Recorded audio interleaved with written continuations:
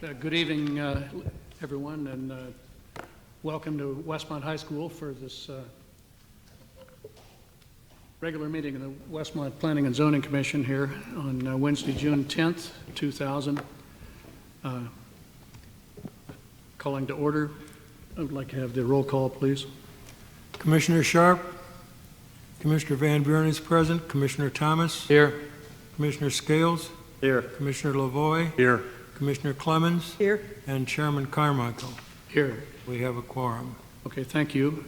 We have one member missing. We have a quorum. We can proceed. Let's all stand together. The flag is to the right on the stage here for the Pledge of Allegiance. I pledge allegiance to the flag of the United States of America and to the republic for which it stands, one nation, under God, indivisible, with liberty and justice for all. Thank you. At this point, normally we swear in anyone who intends to testify, but because of our pandemic spacing requirements, the way we're doing it tonight is everyone signed in when they came into the building a swearing-in card. Anyone who intends to testify swears in through that card.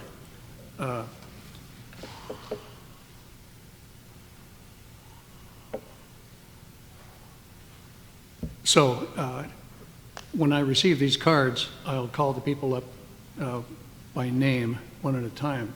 The petitioners and staff will be testifying and giving their testimony from the podium to the right of the stage. Yeah, thank you. And from the public testimony, we have a speaker or a microphone right here at the back, and Glenn will be helping people keep their spacing. Good.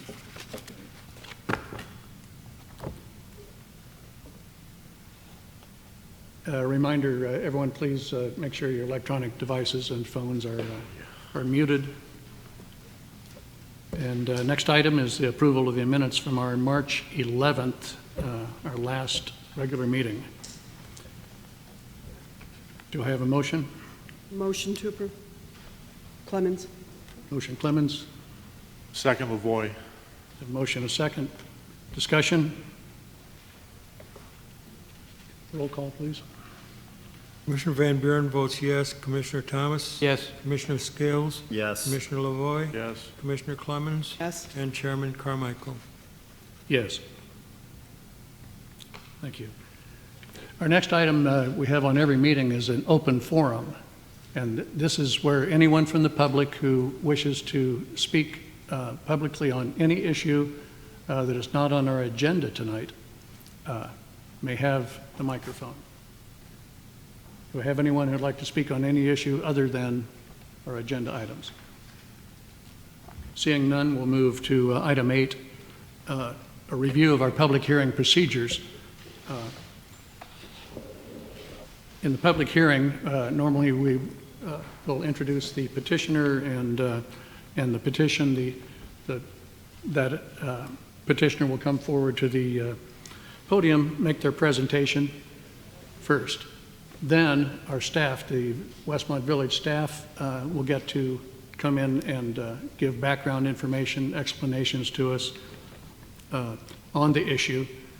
Then the public gets their chance to speak up. And throughout this, the petitioner may respond back with the public comments. The village attorney, Mr. Zemanek, is here at all time to give us guidance and keep things legal. The third phase of the public hearing then is when the commissioners will get a chance to question the petitioner and make their own comments, and finally the commissioners will vote. Be advised also that this board is a recommending body only. We do not have the final say. Our vote, our recommendation will go forward to the village board, and the village board has the final decision on every issue. One final point, sometimes we'll have some issues that are emotional. People have a great deal of interest in, and just please, we'll keep public decorum polite, and we don't need any clapping or yelling or booing. Remember, too, that everyone will get a chance to speak, and when you're speaking, you're addressing the board. You're addressing the commissioners. We're not turning around and you're not addressing the audience or the petitioner themselves. Under new business, our first item tonight is PZC 26-2020. It's a zoning code variance request to the floor area ratio to allow the construction of a second-story addition on a property in the R3 single-family detached residence district. The property common address is 513 Revere Avenue in Westmont. And be advised that Commissioner Lavoie will not be participating in this item.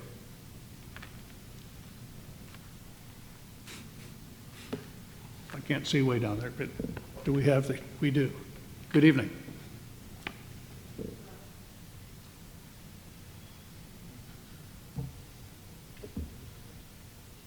Okay.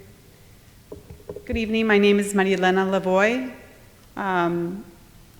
My husband Christopher and I have been residents in Westmont for 29 years. We are looking to expand the size of our home, even though we are relatively empty nesters. When our children come home, they all live out of state, and we have 8 children. 4 of them are married. We have 2 grandchildren and 1 more on the way, and our house is too small to sleep them all, so more than anything, we're making our kitchen larger and need more bedrooms. We don't want to have to resort to putting them up in hotels, but I know we're in a world where everybody lives in perfect little 2 children.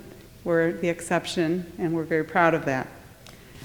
The package that we submitted to you is fairly comprehensive and self-explanatory. Our goal is to expand our home, to live more comfortably, and to have more space for our entire family.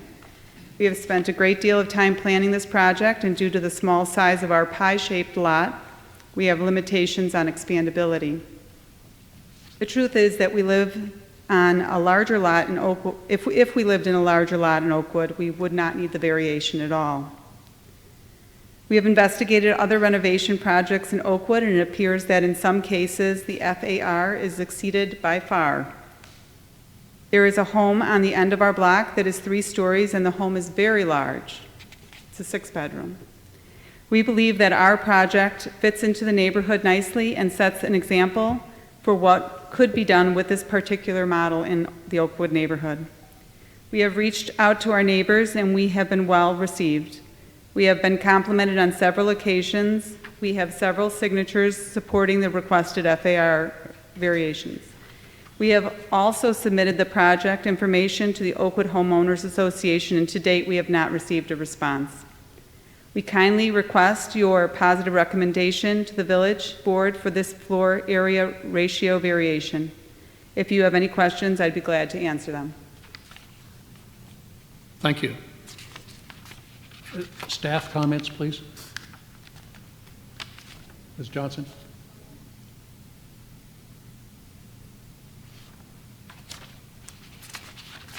Good evening. My name is Melanie Johnson, planner for the village. We received an application to vary from the floor area ratio requirement, and we have reviewed the application. The request is for 400 square feet over the required or the allowable square footage. It does sound like quite a bit. However, when we look at the area, the reason that it is that high is because the lot is a little bit narrow at the back. So it's like a pie shape. So if we squared it off, it would be like with any other property in the neighborhood. So we've reviewed the character of the neighborhood. We've looked at the different properties in the area, and we concur with the application from a technical point of view. However, the side lot lines are a little closer to the home than normal, so it might provide a little bit of a tightness in the back.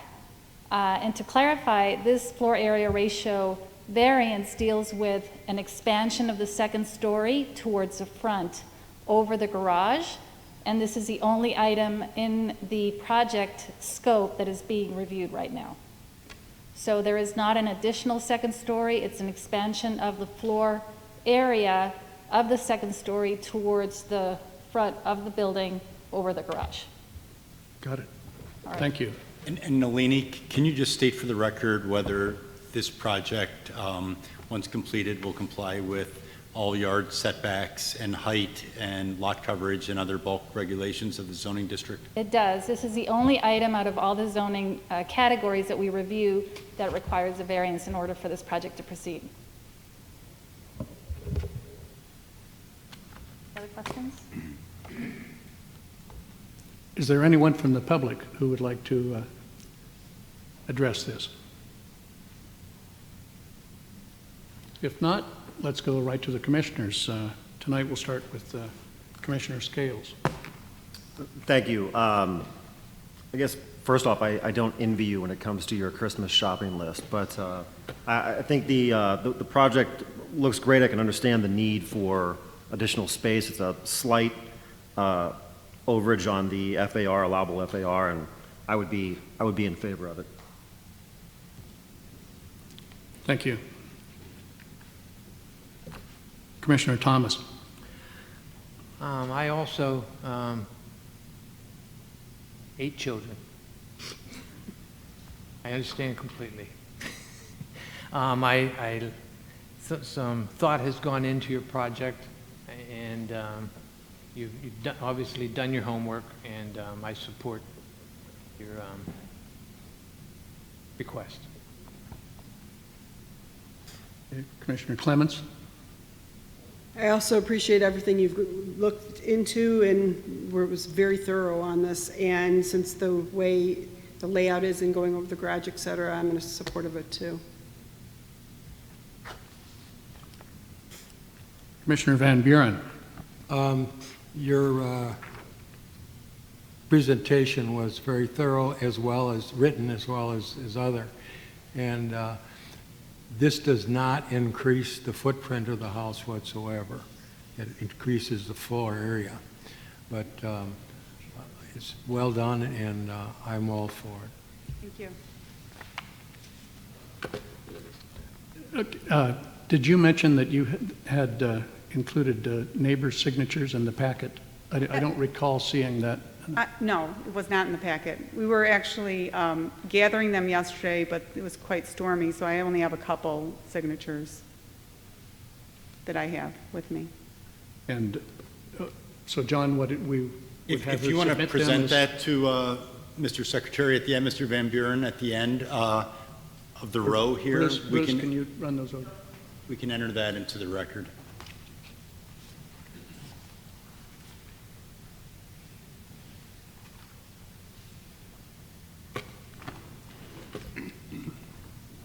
And while Mr. Sylvester's doing that, I would just comment that it was your package that you submitted was very professional. I was very impressed. And beyond that, all I can say is you bring new meaning to being empty nesters. Most of us are downsizing at that age, and so. When I'm one of 5 children, and out of the 5 of us, 3 of us had to move home for at least 6 months. And I think that even though our children believe that they'll never have to do that, I think we've just experienced times that have shown the other. Yeah, good point. Thank you. Thank you.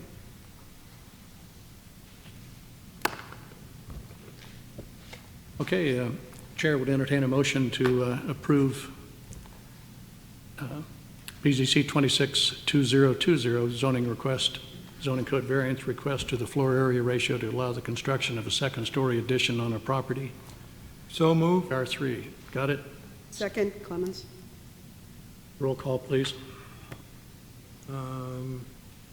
Commissioner Thomas, Yes. Commissioner Scales, Yes. Commissioner Lavoie doesn't vote, Commissioner Clemens, Yes? And Van Buren votes yes, and Commissioner Carmichael. Yes.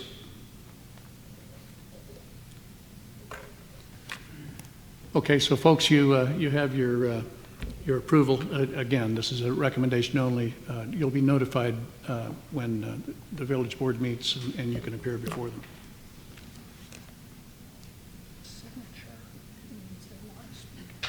Okay.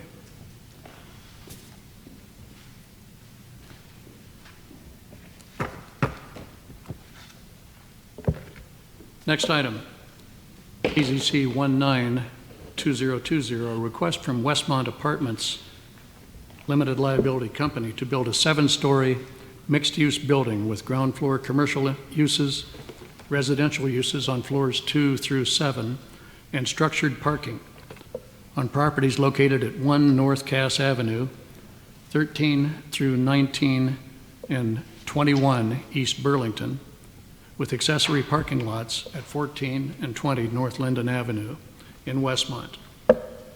For the following, now we have numerous site plans, special use uses, variances, site and landscape plans, lot consolidation, lot vacancy. Rather than read all 21 of them, we'll just ensure that they're all covered before any vote takes place. Is that satisfactory? That is, they're all listed and itemized on the agenda itself, and I believe agendas are available out front if anyone doesn't have them. So it is all established as part of the public record in advance.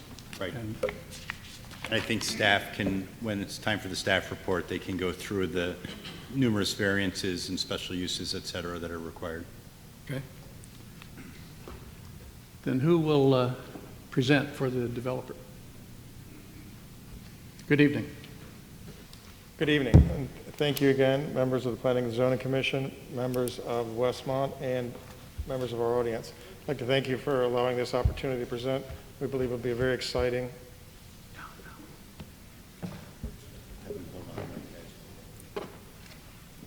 Oh, okay. Because the commissioners are going to be unable to, from their seats, to see these slides, I'm going to have everyone in the commission except the village attorney and I will go into the audience so they can see these your slide presentation. Thank you.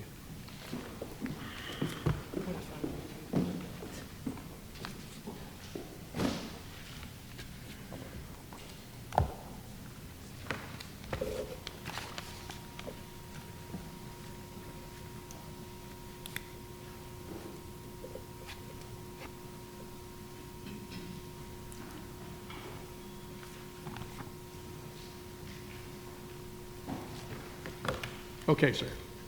Good evening again. So again, we thank you very much for allowing us to present the residents at Cass Avenue Station, what we believe will be the linchpin for retransforming downtown Westmont into the community that we all hope it will be able to become in terms of the downtown regentrification. So I'd like to tell you a little bit about our team, who we have with us. I have Tom Fujikawa from Fujikawa Johnson Architects. I have Ben Bussman from WMA Engineers. I have Todd Stanton from Design Perspectives. I have Javier Milan from KLOA Traffic Consultants. And I also have Mark Carlson from Carlson Construction. And they'll be here to answer questions during the presentation. Presentation will be performed by myself and Tom Fujikawa. Yourself and Tom Fujikawa from Okay. Fujikawa Johnson. Would you like me to remove the mask? Is it difficult to hear? I think it would be helpful to remove the mask and everyone addressing the speakers, be a little closer or speak directly into the speaker because otherwise it's going to be interrupted. Thank you. I'd like to tell you a little bit about the projects that we've done and the experience that our team brings to this project. Slide. We specialize in quality mixed-use mid-rise infill developments and primarily transit-oriented developments. This project is obviously located on the train tracks, and This qualifies as a transit-oriented development. What you'll see are some of the photos of some of the projects we've done, but again, building communities near public transit helps revitalize and change downtowns to bring people to the downtown, to make the communities more vibrant and increase the tax bases. To give you an example of some of the projects that have been done, this is Station Crossing in Downers Grove. This was the first condominium project done in Downers Grove before Downers Grove took off on its regentrification. This is another photo of downtown's Downers Grove Station Crossing.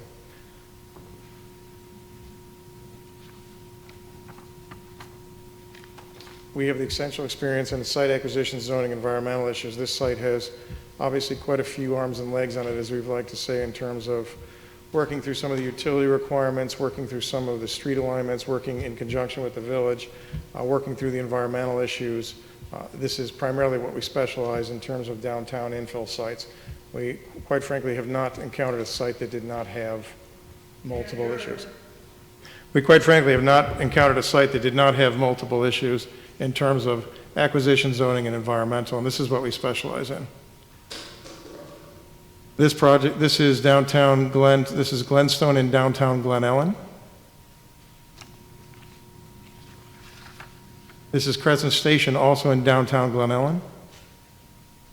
We've developed over 1,200 townhomes, condominiums, and senior housing units, with an additional 500 apartments are presently under construction or in development, and over 2 million square feet of total residential and retail space have been developed in tandem with our residential projects. This is Main Street Station, Roselle, where we actually created the downtown Main Street USA for Roselle.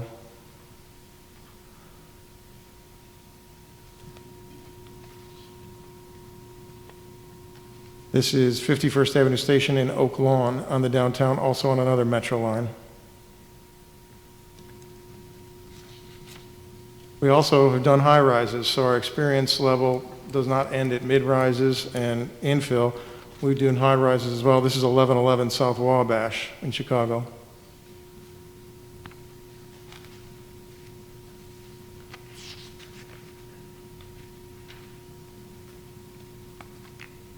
We pride ourselves in being team players with community groups and municipalities and working with each municipality to determine its specific needs, especially on a site like this, which had multiple arms and legs, as we like to say, and putting all the parcels together and working through the development and redesign of the project.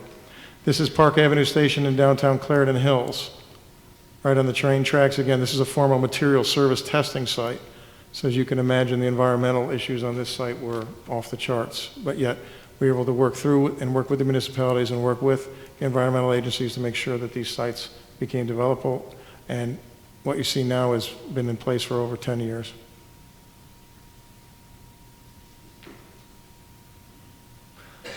This is the residence at Seven Bridges in Woodridge, another mid-rise building right on Seven Bridges Golf Course.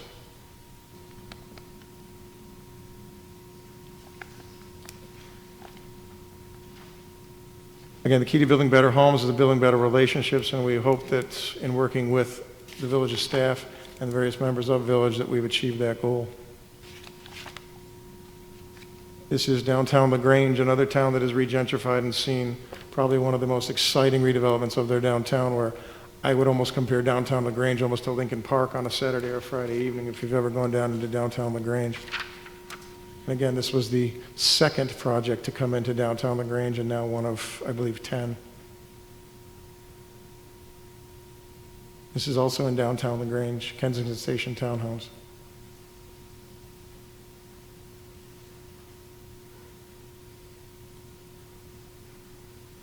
And we touched on some of the difficult land issues. That project actually had to have caissons that went to bedrock.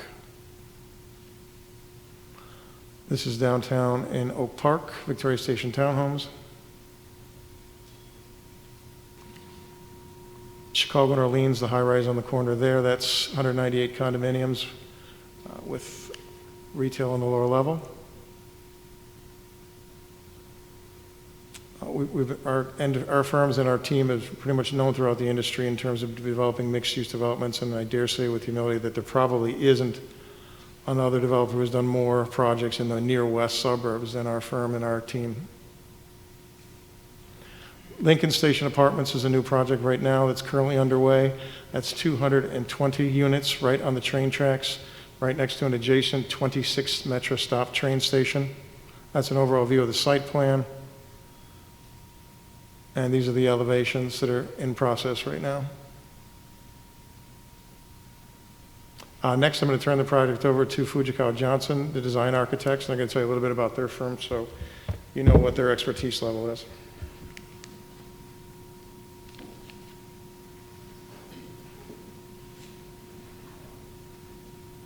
Good evening. My name is Tom Fujikawa, and as Rich just explained, I am the principal architect of Fujikawa Johnson Global Architects. Good evening, commissioners. Before I get into the actual project, I'd like to show you some examples of the work we've done. Again, we want to show you that we've brought together a very qualified, experienced team in terms of the engineering, the design. This development requires a lot of expertise, and this is what we bring to you tonight. So starting out, a little history. I'm not going to bore you with too much, but our firm is Chicago-based. We were established in 1982. I myself have been with the firm since 1988, becoming a principal in 2004. Our office has a diverse portfolio. We work on a variety of different projects, multi-residential, obviously, that's why we're here tonight, but also commercial, renovations, hospitality, we do a lot of specialty work, things that don't really fall into a neat category, and I'll show you a couple examples of that. So starting out, let me show you a couple of the residential projects. This is Columbus Plaza in Chicago. I should tell you, most of our work is in Chicago, in the Chicagoland area, though we have done projects across the country as far as California, up in Wisconsin, and on the East Coast of New York. But our focus is mainly in the Chicago metropolitan area. So that's Columbus Plaza. It's a 47-story apartment building. This is Buckingham Plaza. Started out as an apartment building, converted into condos. That's 305 apartments. North Harbor Tower, an apartment building with 55 floors and 600 apartments. Here's an example of work we've done outside of Illinois. This is actually in California. It's called Museum Tower, right next to the Museum of Contemporary Art. That's also an apartment building, 21 stories and 217 units. 55 East Erie, condo building, 56 floors, 214 condos. This is Vetro at 611 South Wells in Chicago. You have to excuse me, I'm looking at my notes. A lot of numbers to memorize. 31 stories and 233 condos. Oops, let me go back one. You saw a couple slides from Rich on 1111 South Wabash. It was a project that we were involved with him on. Likewise, Prairie Point is also in Chicago. We'll work with Rich on this project. Likewise here, 757 North Orleans, commonly known as Chicago and Orleans, another condo building, 24 stories and 198 condos. Here's a proposal for a 3-building condominium development that's called Renaissance 21 in Chicago. 3 buildings that each have 80 units in them. Another proposal for a project at Augusta and Grand. This is a slightly smaller project with 36 units, condos. So there's just to give you an idea of some of the residential projects we've worked on. We've also do, as I say, a lot of other projects, commercial projects, high-rise buildings, the Chicago Mercantile Exchange. That's a federal building, the Ralph H. Metcalf. Worked on a building here. This is the NYMEX building in New York, renovation.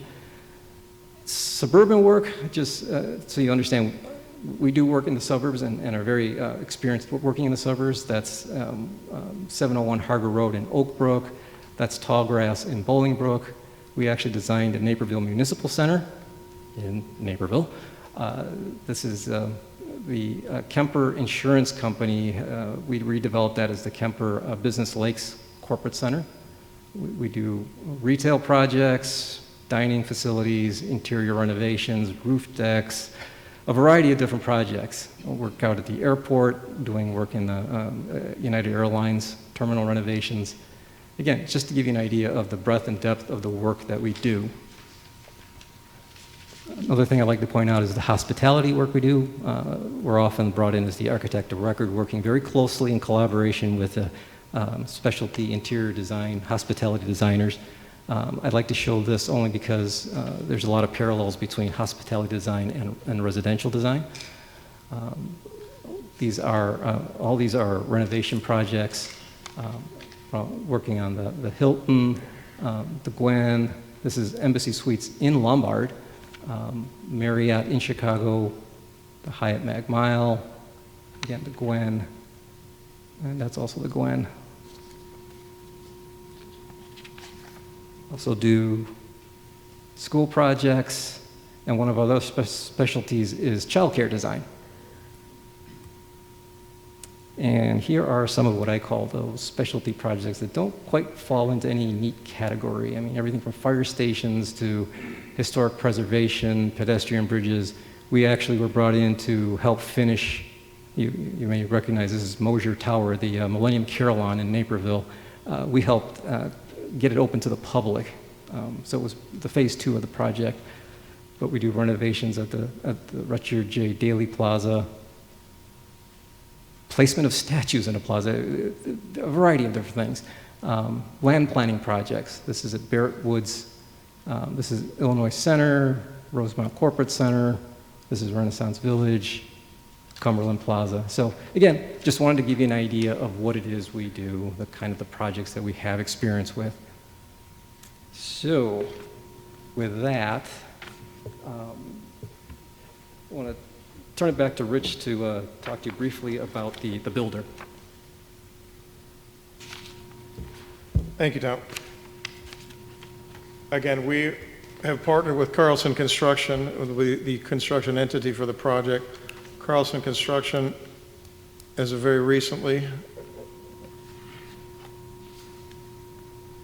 has completed 100 West Apartments in Barrington, Illinois.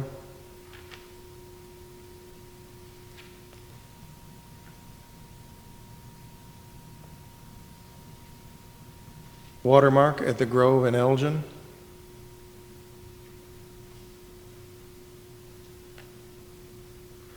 More close to home, and you probably recognize these, that's Burlington Station in Downers Grove. And again, Maple and Main in Downers Grove.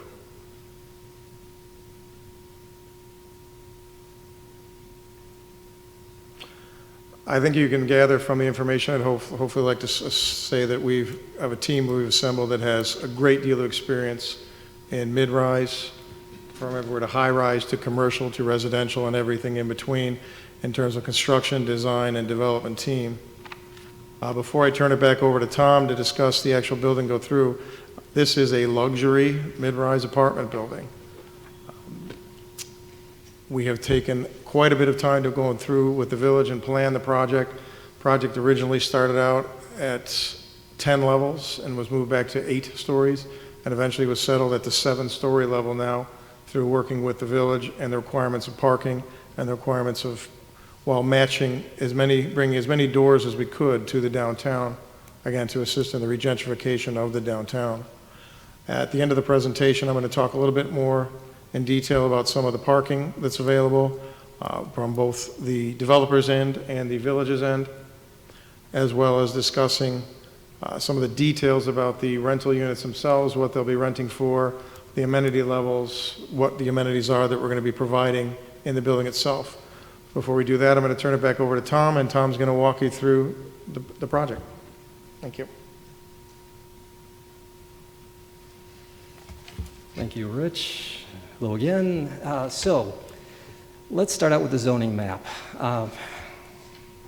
So the site, as you probably all know, is in the central downtown area right here. Here's a blow-up of that area, and the site is right there. So it's at the northeast corner of Cass Avenue and Burlington on the north side of the tracks. This is just an aerial photo showing you in red what will be the development site. Some site photos looking northeast from the BNSF station, the Westmont station. This is looking north from the south side of the tracks at the Bales Lumber and Supply. This is a few shots looking essentially north, west, north, northeast from the south side of Burlington. This is looking from, I'm sorry, the site is sort of this area right here. Again, the site here, now you're looking east from across the street on Cass from the Frame Maker store. Similarly from the Frame Maker store looking sort of south, east. This is now you're on the east side of the site. This is Linden right here. This is Burlington, and so the site is in this area here. And another view, this is looking due south on Cass Avenue. The site is this parking lot right here. So here's the site in the existing site. So here's the parking lot. This is Haraldson's garage. There's retail spaces here, and this is the water tank, the public works area. The site is composed of this parking lot, these buildings, and 14 and 20 North Linden, these properties here. So in order for this project to be realized, one of the things that has to be done is Burlington, which does this S-curve right here, is going to be shifted slightly to the east. These buildings will be removed, and the S-curve will do this, sort of like that, so that the site for the building is essentially this. Okay? That's how the building would be situated. As Rich said, this is the 7-story building. It's essentially a lot line building. You'll see that there is, in fact, this parking lot is a surface lot that will occupy 14 and 20 North Linden. The access to the site, and I'll show you the ground floor in a moment here, there's the entrance to the apartment building is going to be off Cass Avenue. That's for people to come in here. The automobile entrance to the interior parking garage is off of the east end, where Burlington goes around the corner, right here. This will be an alley service drive that goes through. It actually doesn't. You can't drive through here. It will connect to this north-south alley, but the west end of the service drive will in fact be paved and will be. Think of it as an exterior terrace area that the public can be. That can be used for the public. The next slide. So here are some statistics data. I'm not expecting you to read all that. This is what we call the unit mix. So there's going to be a mixture of studios, 1-bedrooms, large 1-bedrooms, 2-bedrooms, large 2-bedrooms, that can total up to, sorry, right here. I know you can't read that too well, but that's 174 units in total.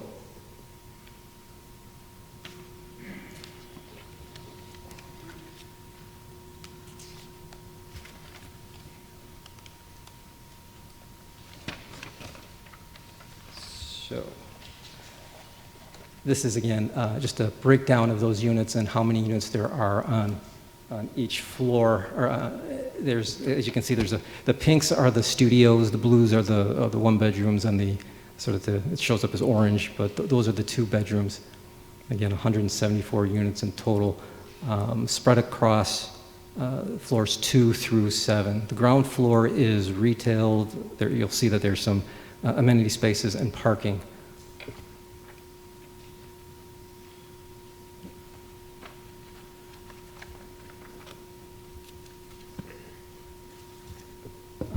There are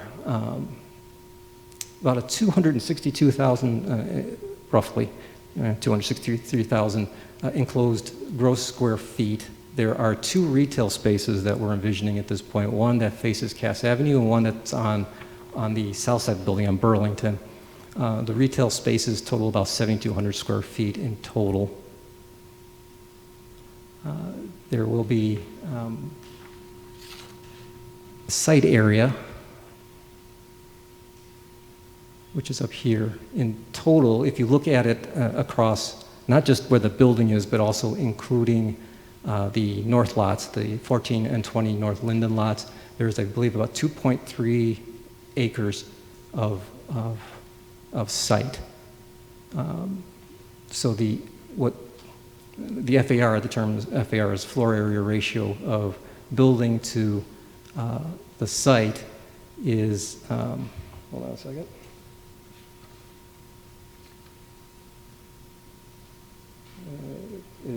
Well, actually, you take it across where the building's situated, not including the north lot, it's 5.46. It actually goes down to, I believe it was about 2.3, I think it was, if you take into consideration the north lots. Okay.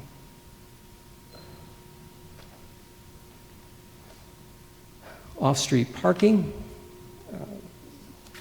per the village requirements, in terms of how many cars you're required to have, is 290 cars. This development will include 203. It being a transit-oriented development, the idea is, of course, that access to public transportation helps reduce the load of car requirements. There's 203 cars, of which 54 are on the surface lot, and the balance, 179 are 149 are in the inside the building. There is unloading and loading off the street, and that will be on the service drive to the north that I pointed out to you before, so there won't be any loading or unloading on the public streets. The passenger drop-off will be on Cass Avenue. There is actually a curb cut there now that is used by the Pace Bus. The idea is that will be shared on Cass Avenue. The building height from the sidewalk level up to the parapet of the building is 82 feet. I'm going to point out to you there's actually an architectural feature on the south west corner, a turret, a backlit turret that I'll show you. The top of that is approximately 97 feet from sidewalk to the top. Let me just flip to the... Sorry, I got it. So here's the ground floor. It's a little easier to point to plan than a bunch of statistics. As I said, the entrance to the building is off of Cass Avenue, right here. What you're seeing in yellow are the residential related spaces. So on the ground floor, you're going to have your what you would expect to see: lobbies, the management office, mail rooms, meeting room. There's going to be staff areas. There will be a dog wash as an amenity to the building. What you're seeing in here in purple on Cass Avenue and purple here on Burlington, those are the 2 retail spaces. And in blue is the first floor of the interior parking garage. Again, access to the garage is off of Burlington on the east side. Here is the service drive. So this area is the service drive and connects to the north-south alley right here. This is the paved outdoor terrace area. You'll also notice that the perimeter of the building does include landscape parkway. We actually increased the sidewalk from where we originally started, actually doubled the sidewalk width along Burlington South, and it's considerably wider on the east side of the building. We'll show you the landscape plan. It's toward the end of the presentation, but all of this is in fact landscaped. Second floor, this is where the residential units start. So you'll see that there are, again, in orange, 2 bedrooms, blues are 1 bedrooms that ring around the west and south sides of the building. This is not because we're just trying to squeeze more units in. It's actually an architectural device where we're disguising the garage so that from the street areas on the 2 main facades, you're seeing residential units and not the side of a garage. Going back here, that's again, the garage on this level, the garage on the second floor. Third floor, this is where the building starts to step back so that the building has some articulation and doesn't become just one big mass. You'll start to see there's a variety of different units, including studios. So this is the enclosed area. So depending on how you look at it, it's an M. Turn your head sideways, it's an E. Upside down, it's a W. This is the outdoor terrace area. So this is an amenity to the tenants. So this is a sun deck, has barbecue areas, seating areas, and just general areas where people can have different events on the outside. Again, this is the 3rd floor. And then 4th through 7th, they're all the same.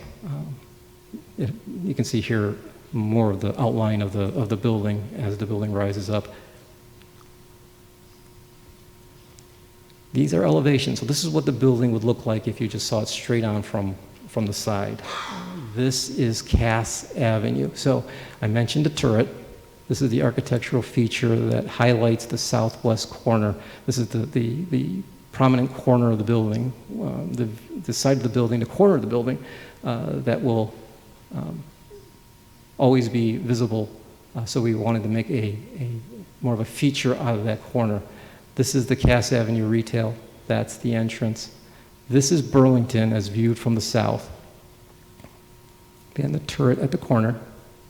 These are spaces that are occupied by building functions, as I say, the lobby, the management office, staff rooms, meeting rooms, but also here we have the Burlington side retail. This is the 3rd floor setback, so this is where the amenities occur, the terrace for the tenants. And then you can tell that the building steps back at that point. The other 2 elevations, this is Burlington on the east side. This is the entrance to the garage. This is the north side.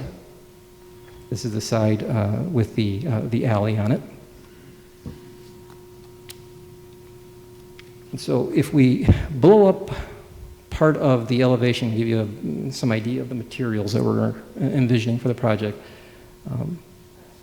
The predominant material is brick in keeping with village guidelines. It's sort of shown right there. At the ground floor, we're going to introduce a couple of different granites. So you have a wainscot of this black granite, and then this granite here is on the columns. The rest of the materials, like the cornices and belt lines, will be non-combustible, precast concrete materials. On the site itself, we're going to have a mixture of tree grates, bicycle racks, village standard planters, bench seating. And here's a comparable image of what I mean by the backlit feature here, the turret. This is kind of give you an idea of what that could be like. Light fixtures on the building, light standards in the sidewalk, and give you an idea of what the balcony is going to look like. So this is a perspective view of the southwest corner. So the entrance to the building here. Here is the corner with the backlit turret. This is Cass Avenue, Burlington. So you can see that there's the ground floor, second floor. You can see how the residential wraps around the building on this floor on these 2 sides. That's the 3rd floor where the building starts to step back. That's the opposite corner. So this is with the northeast corner. So this is Burlington as it's coming around the corner. So the public works area is over here. This is the service drive on the north side, and then here is the lot, surface lot to the north. This is just an enlarged view of the terrace area on the north side of the building. So back in there is a service drive. It does not come through to Cass Avenue. We did not want to bring, nor did the village want to bring the street, the alleyway, all the way through to Cass Avenue.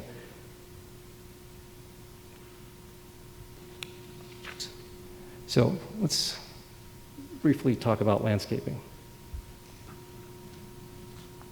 Todd Stanton from Design Perspectives is here in case there are questions afterwards. But he's done his due diligence, and this is an existing conditions plan in terms of landscaping. So you have to go, and part of the requirement obviously is to survey what is actually out there in terms of trees, because obviously a number of things are going to get displaced in order to build a new building, and we want to make sure that we're replacing in kind to the extent possible. And this includes not just the main building area, but also these two north lots, the 14th and 20 North Linden lots. So here is the preliminary landscape plan. As I said, all of these sides are going to be, the parkways are going to be landscaped with trees, planters. There are going to be planters we're envisioning in the terrace area. Cass Avenue, again, we want to keep that mainly a pedestrian thoroughfare, and because of the existing curb cut, there isn't as much opportunity to landscape, but we will put in a tree at this corner. In terms of the north lot, where the parking lot is going to go, there is landscaping that are going to ring around the perimeter of it, trees and new planting on these sides, as well as interior landscape planting. So that is the project in a nutshell. At this point, I'd like to turn it back to Rich in case there are any questions. Okay. Thank you, Tom. All right, so again, let's talk a little bit about the project itself. Again, it's in a nutshell, we're talking about 174 units in a 7-story building. Our parking ratios were determined by taking the parking ratios from Downers Grove, from the Mark and Lyle, from the existing project that was originally approved, and from our experience of the last 700 condominiums and apartment buildings in determining what ratios are desired and what ratios are needed for a transit-oriented development such as this one. You might ask, well, why are we here and why apartments now? Well, as you may have guessed and you've seen just from living, there's been a shift in demographics, a shift in trends. There's been a sea change in terms of what people are desiring. Empty nesters and home ownership in terms of young professionals. This is the type of product that they're seeking, and this is the type of product that's being provided for them in communities such as Downers Grove, Lyle, Oak Lawn, Oak Park. I mean, all of the communities in the surrounding area. They've done very well. This project itself, you may say, well, what does a rental here run for? The average square footage in this building for a unit is approximately 950 square feet. So just in rounding terms, so let's call it, you want to rent a 1,000 square foot unit, they're going to be asking about $2.20 a foot. So you're going to pay about $2,200 a month for this type of apartment. So these are luxury apartment units. The amenity levels that Tom touched on briefly, if they're located on the 3rd floor, the building's going to have gaming rooms, meeting rooms, multi-facet rooms, a spa, a fitness center, dog washing stations, car washes in the garage. These are the type of amenities and the type of programs that these buildings are supplying and demanding. The finishes and the features of these units, again, a hardwood floors, stainless steel appliances. All the units will have 9-foot ceilings and balconies. Again, this is a luxury product for a luxury client. One of the things that wasn't touched on and talked about was the parking that was here. There were 53 spaces or 54 spaces. Where did that go? We have been working in conjunction with the village for some time now, and through some of our acquisition and primarily the village's acquisition, properties were acquired on Lincoln Avenue immediately to the west of Cass Avenue on Lincoln, across from the church there are approximately 4 to 5 properties that were acquired. Some have been demolished and some are in the process of being demolished with the intent of constructing and replacing these spaces, plus to handle what we hope will be a redeveloped downtown with more business owners coming in, with more bodies in the downtown, bringing new retailers, exciting retailers, and complementing the existing retailers and the existing commercial here, and bringing a new clientele base to them. Right, that project on Lincoln Avenue is a village project, though. That is something that's being handled by the village, and the village can speak to that further. But again, it was discussed, it was planned in advance, and it was part of what we worked on to make sure that in the event of what we hope will happen in terms of seeing more retailers coming in, there'll be the parking supplied there for them.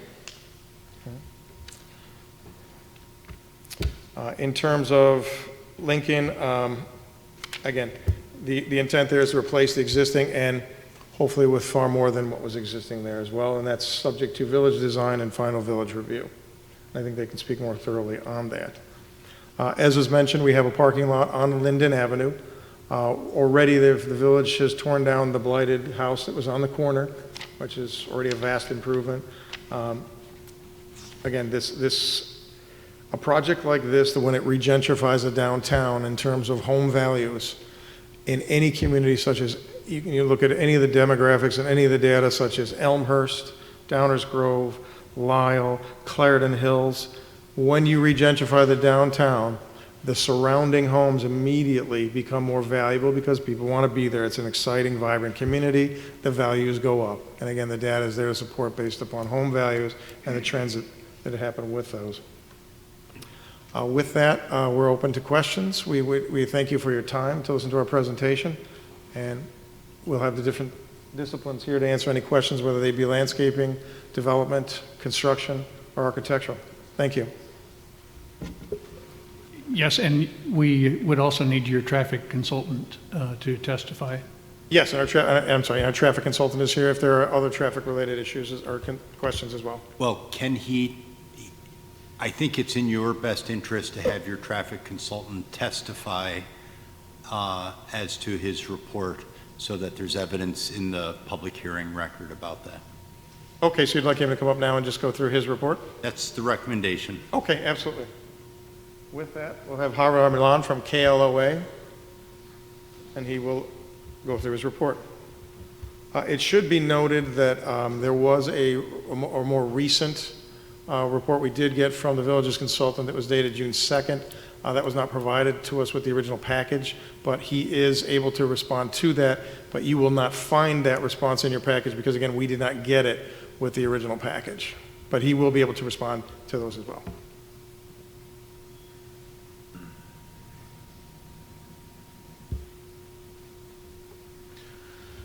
Good evening. My name is Javier Milan. I'm a principal with KLOA Incorporated, and we conducted the traffic study for the proposed development. As part of the traffic study, we conducted traffic counts at various intersections in the area. These were Burlington Avenue and Burlington Avenue and the alley, Burlington Avenue and Linden. And the counts were actually conducted on a weekday. These counts were conducted on September 17th, 2019, from 7 to 9 and 4 to 6 to find the peak hours of the adjacent street. Peak hours are from 8:15 to 9:15 and from 4:15 to 5:15 p.m. As part of the counts, we also counted bicyclists and pedestrians, so that's included in the analysis. We also made observations of the train tracks and the events that occurred during the morning and the evening, and those queues. How do they work? Just to give you some of the observations that we had, the railroad gates were lower for crossing trains 7 times during both the weekday morning and weekday evening peak hours. This is just the peak hour. Of those 7 trains during the weekday morning peak hour, 4 of those were express trains, and then the remaining were trains that stop at the station. The average time for those express train events, or the average time for the gates to be down, is 65 seconds. And when there's an event that the train stops at the station, the average is 171 seconds. In the evening, 56 seconds for the express trains, and 130 seconds for the trains that stop at the station.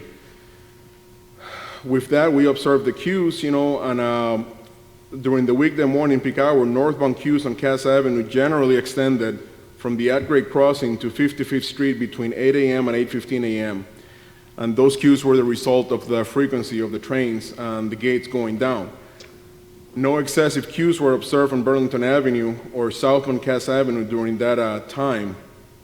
And then on the weekday evening peak hour, westbound queues on Burlington Avenue extended past Linden Avenue on 4 occasions due to a train event. These long queues clear within 2 cycles of the signal.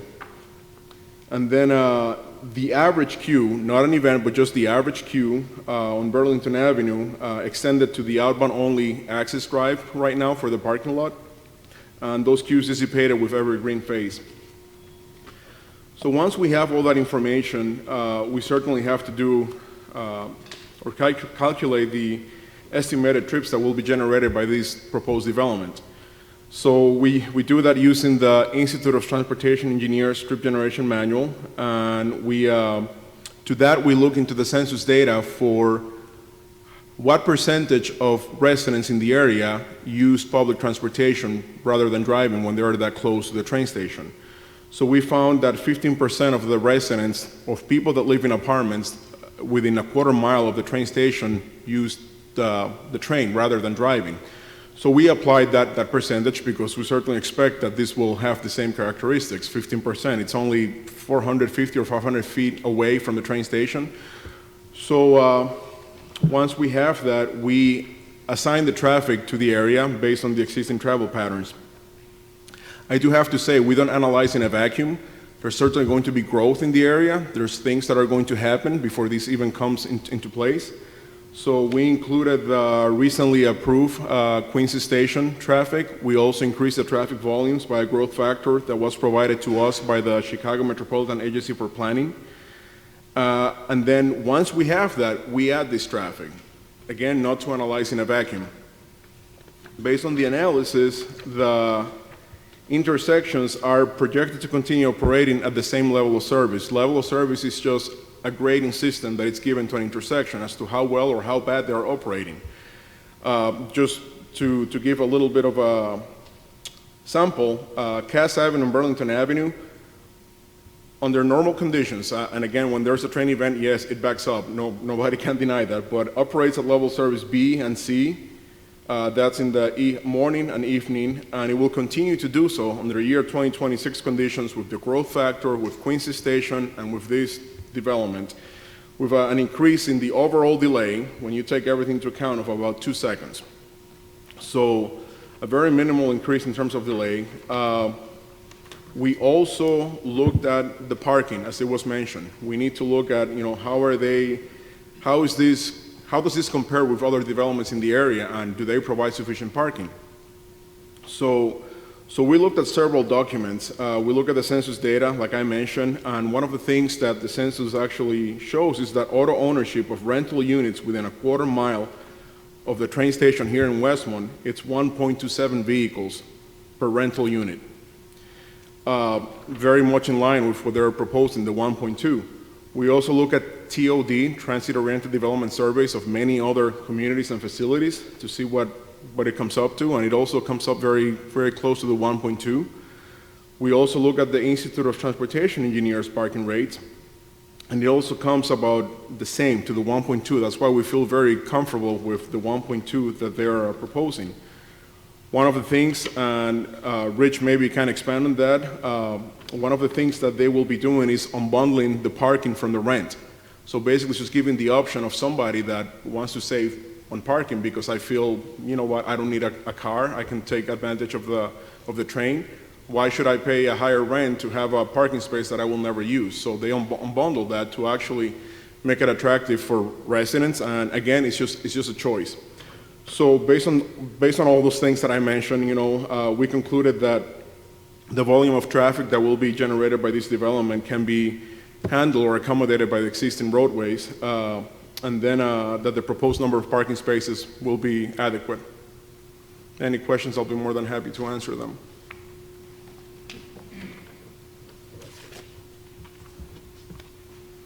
Thank you.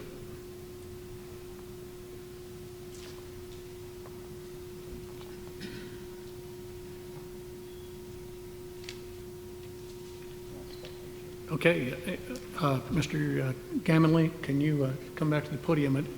Can you address specifically what hardships you're going to have with the variances you're requesting? Well, the site is very complex in terms of dealing with you got the reworking of the roadway. There's a massive ComEd energy line that runs right through the middle of it. The assemblage that we had to do where we're adding where we had the two commercial properties on the end. You've got the unique situation of kind of being, it's a smaller site that would normally be adaptable for this type of project. And again, we're saddled by the water tower on the one end, which obviously we had to necessitate moving, taking Burlington Avenue and shifting it to the east. We've had numerous plans looked at in terms of possibly splitting the building in two, cutting the roadways in half. It really doesn't work from an economic standpoint. And in terms of bringing enough units just to make the project work, there's been, again, the site had more arms and legs on it than you can imagine. There's environmental issues. There's a piece of property that had to do with the railroad that we couldn't actually build on because they had a residential deed restriction involved with it. So we had to shift the building away from that. These are just some of the examples, and to answer that question specifically, I'd have to go back to my notes and pull out some of the more detailed results, but those are just some of the major hardships dealing with it. Thank you, and would you address stormwater mitigation yes, we will be on your plan? Yes, we will be meeting all stormwater requirements as required by DuPage County and any local ordinance. We'll be handling that storage with tanks that will be underneath the attached parking lot on Linden, and we will meet any requirement that is required. Thank Any you. capacity requirement that is required, we will meet it. Okay, thank you very much. Staff?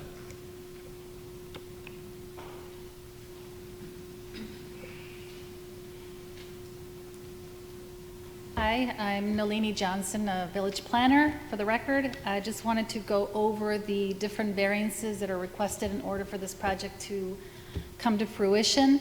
Most of these deal with the fact that this project would be built downtown, which means that a lot of the area is not typical to your regular buildable lot in town. So most of the buildable lots will have a setback of, say, 35 feet and so on. But this particular one is built to a standard that is a little bit different, more conducive to downtown development. So a lot of these variances are really just speaking to that. For example, being able to build within a setback and to match the other properties in the area. The more important thing would be to go over the 21 items that are requested. They're all general in terms of the definition or the articulation of these variances, because a lot of these details have not been fine-tuned. We're in the process of going through the technical reviews, and one of the conditions or stipulations will be that this project comply with all of the technical review requirements, and it will not be allowed to proceed until such time as that happens in terms of the design process. So the technical review team and the design review team on the applicant side are going to continue to meet to fine-tune these things. Given that, we've listed the variances that are required and the entitlements that are required in general language to proceed with the decision points that need to be made. The first one would be approval or consideration of a site plan and landscape plan for the property at 1 North Cass. We're calling it 1 North Cass, but it really is composed of about 5 properties that will be consolidated. The second one would be a site plan and landscape plan consideration for property at 14 North Linden, which would be for an accessory outdoor parking for residential purposes. C would be consideration of a site plan and landscape plan for property at 20 North Linden, which similarly will be for parking purposes. And those would be the more important considerations for the board, for the commission. Following that would be the implementation aspect, which would be consideration for the preliminary plat to consolidate 7 lots into 3 lots. 2 lots will be the parking lots, and 1 lot will be consolidation of 5 lots currently along North Cass and Burlington, east and west of the right-of-way that will be moved to the east. So there are a lot of moving parts, as you can tell, and I'm just going to try to go over these. Dedicating a public alley on the north side of the property, which will be used for a service drive, as well as for outdoor seating or pedestrian amenity between the buildings along North Cass to provide that pedestrian amenity, and relocating a portion of East Burlington towards the east of where it's located right now along the water tower. E, or item 5, I'll just go through it in terms of letters. E is a zoning map amendment request to rezone a portion of a vacated right-of-way for Burlington Boulevard or Avenue to B1 Limited Business District. So when we relocate a roadway, we need to designate a zoning category. So this is basically what this means. It would be to rezone that property to B1 to match the remaining parts of the project. F would be a zoning code variance request to increase the maximum allowed floor area ratio, which really talks about the floor area in relationship to the lot size. So it would be increasing it from 0.8 to the numbers that were cited before, 5.45 for just that property, or 2.8 for the entire, including the parking area in the B1 Limited Business District. G would be the zoning code variance request to increase the maximum allowed height in the B1 Limited Business District, which currently is about 45, I believe, up to 80 to 97 feet. Depending on whether we're looking at the turret or just the rest of the building area. H would be a zoning code variance request to allow for construction of a mixed-use development. Mixed use meaning there's residential components, parking, and retail within a required front yard setback in the B1 Limited Business District. This business district has a quirk whereby there's a supplemental setback from the roadway to the front facing, and we just need to allow for construction of this building within that setback if the project is allowed to proceed in order to be able to build the square footage that is requested. I would be zoning code variance request to allow the construction of a mixed-use development within a required side yard adjoining a street setback, which would be Burlington Avenue in the B1 Limited Business District. J would be zoning code variance request to allow for construction of a mixed-use development within a required side yard setback in the B1 Limited Business District, which would be to the north. K would be zoning code variance request to allow for construction of a mixed-use development within a required rear yard setback, which includes the garage area and access. So that would be built to the lot line. L would be zoning code variance request to reduce the total required number of commercial parking spaces. I believe the required is 109 if we look at a calculation that right now does not account for knowing what the retail uses will be. So generally, this is why we're not stating exactly how much. It would be about 109 down to 0, and keeping the idea that we would be able to provide for public parking or access on foot, being that it's a transit-oriented development.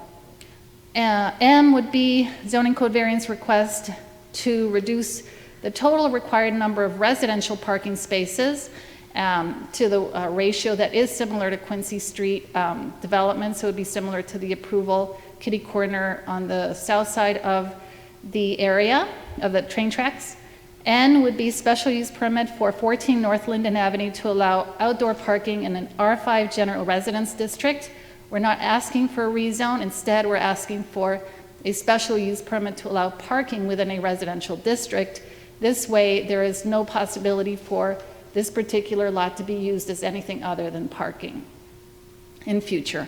O will be a zoning code variance for 14 North Linden to remove the parking lot screening requirements from the north side yard.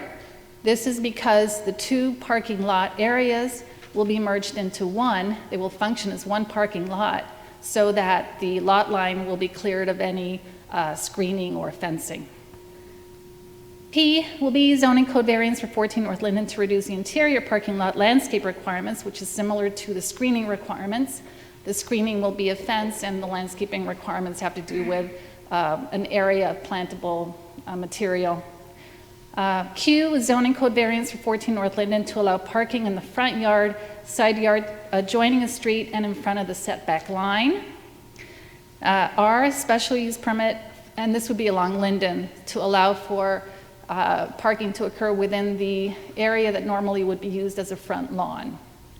R, special use permit for 20 North Linden to allow outdoor parking in an R3 single-family detached resident district. This is because 20 North Linden is zoned R3 as opposed to R5, which is what the zoning for the adjoining lot is.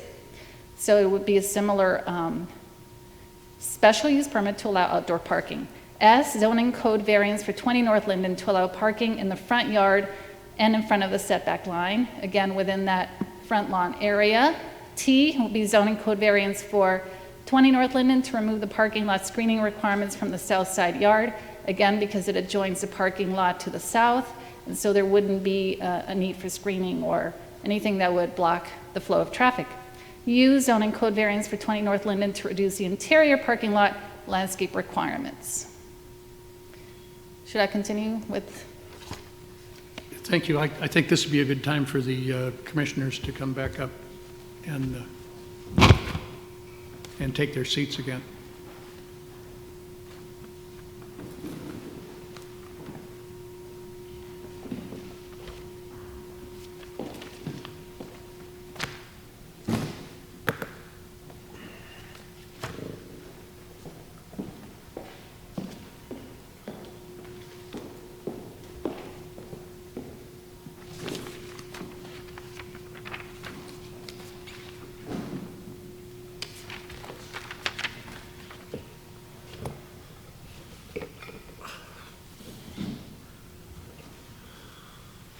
I would have a question for staff. Do you have anyone from Village Engineering who would be part of your discussion? Yes, we do. We have Jamie Patterson from Burns and McDonald's who can come and speak to the technical review for traffic and transportation. Well, I guess this would be as good a time as any to go ahead and do that. Sir?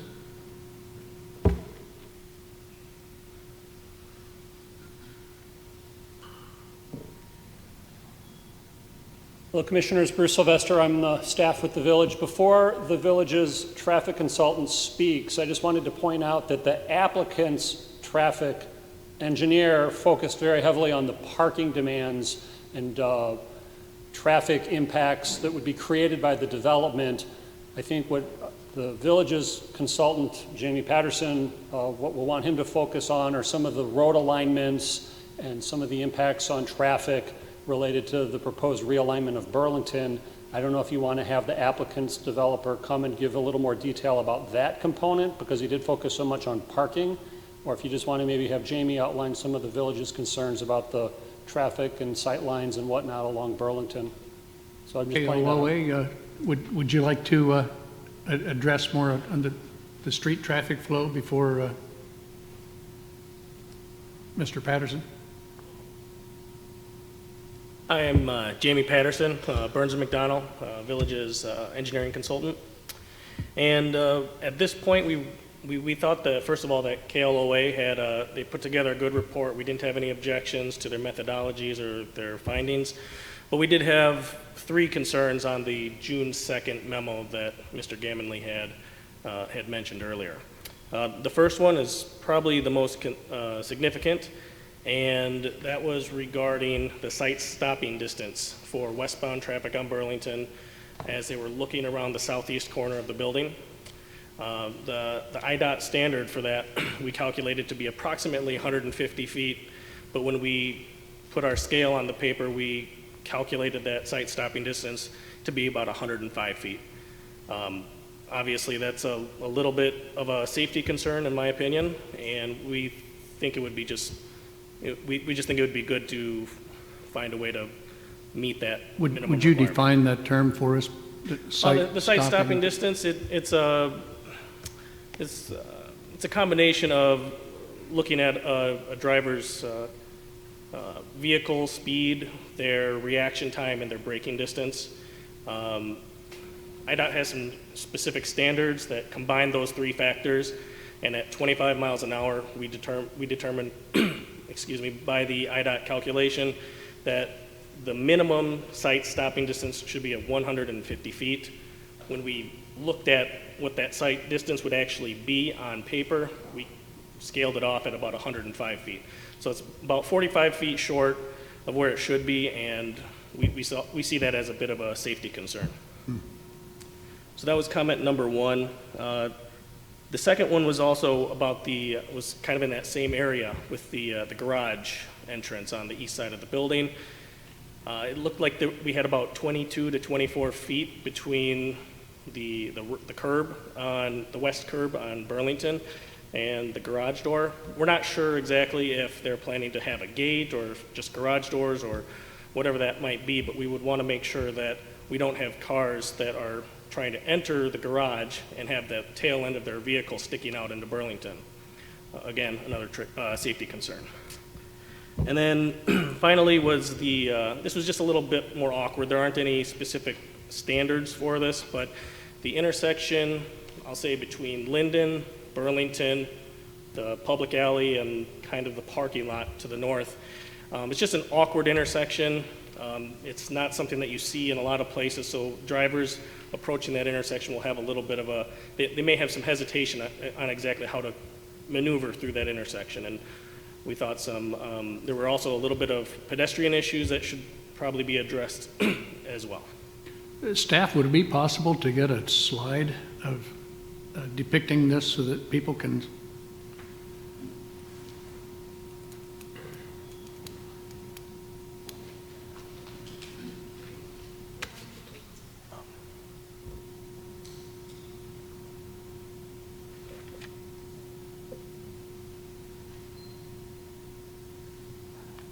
Okay, that's helpful. Yeah. Thank you.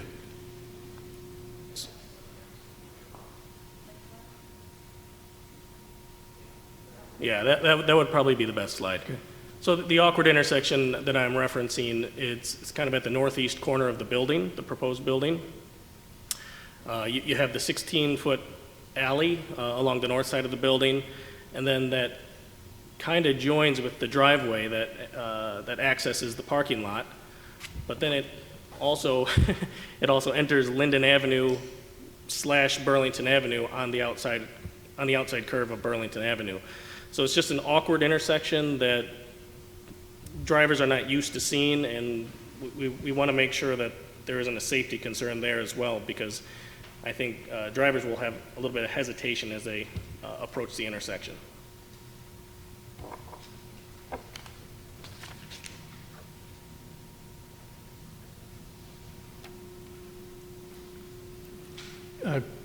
As part of your study, did you consider access to the parking lot on the south side of the parking lot from that one-way eastbound alleyway?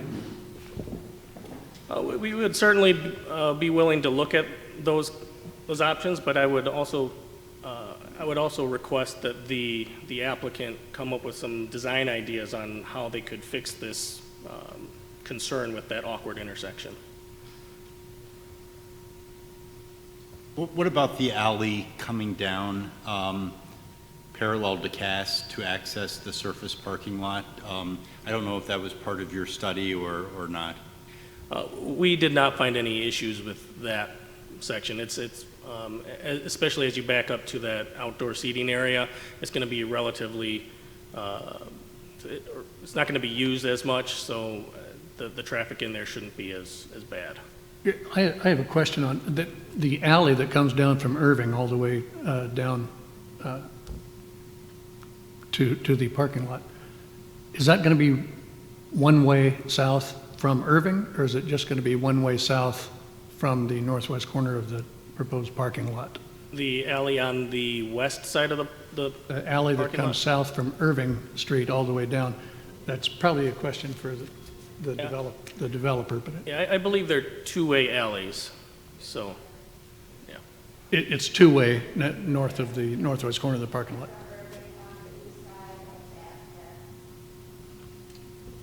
Okay, thank you.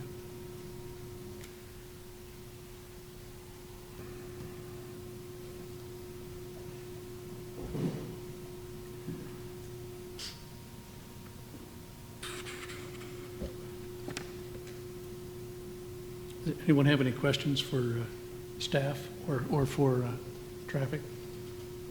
I have a quick one. Scales? Can you go back over that stopping distance, your first point that you brought up, while this is up there and kind of Yeah, point no, that out? that's a very good point. So imagine you're westbound traffic on Burlington on the north side of the water tower, and you turn south on Burlington, you go past the garage, but you're not able to see past that southeast corner of the building, right?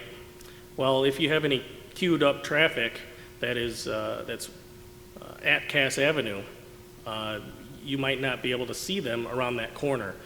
And if what IDOT is saying is you need 150 feet to stop a car at 25 miles an hour. Well, if that queue only allows, it might be backed up to the point where you can only see 105 feet as you're driving around that corner. Well, you can see where the safety concern is then. If you might not be able to stop your car quickly enough. Do you have any proposals or an idea what a person might, or what could be done to improve that? Well, or is it a naive question? Well, I guess, I mean, I don't want to speak for the design team here, but some kind of a setback to help maintain or meet that 150 feet side stopping distance would be the idea. Commissioner Thomas? My question is, coming down the alley, or there's no stop signs or anything there at that intersection, is there? It's just, At Linden, yeah, I mean, I believe that the applicant they would put a stop sign to the north of the alley, so traffic would then need to stop. coming down. But one of the concerns with this awkward intersection, though, is that then they're going to have to creep out to look at traffic to the east on Burlington. And as they creep out, what if they have to stop and then you get in, you might have a little bit of a conflict with somebody that's trying to get out of the alley or the parking lot. These are just the kind of like the awkward situations that could arise from an intersection like that.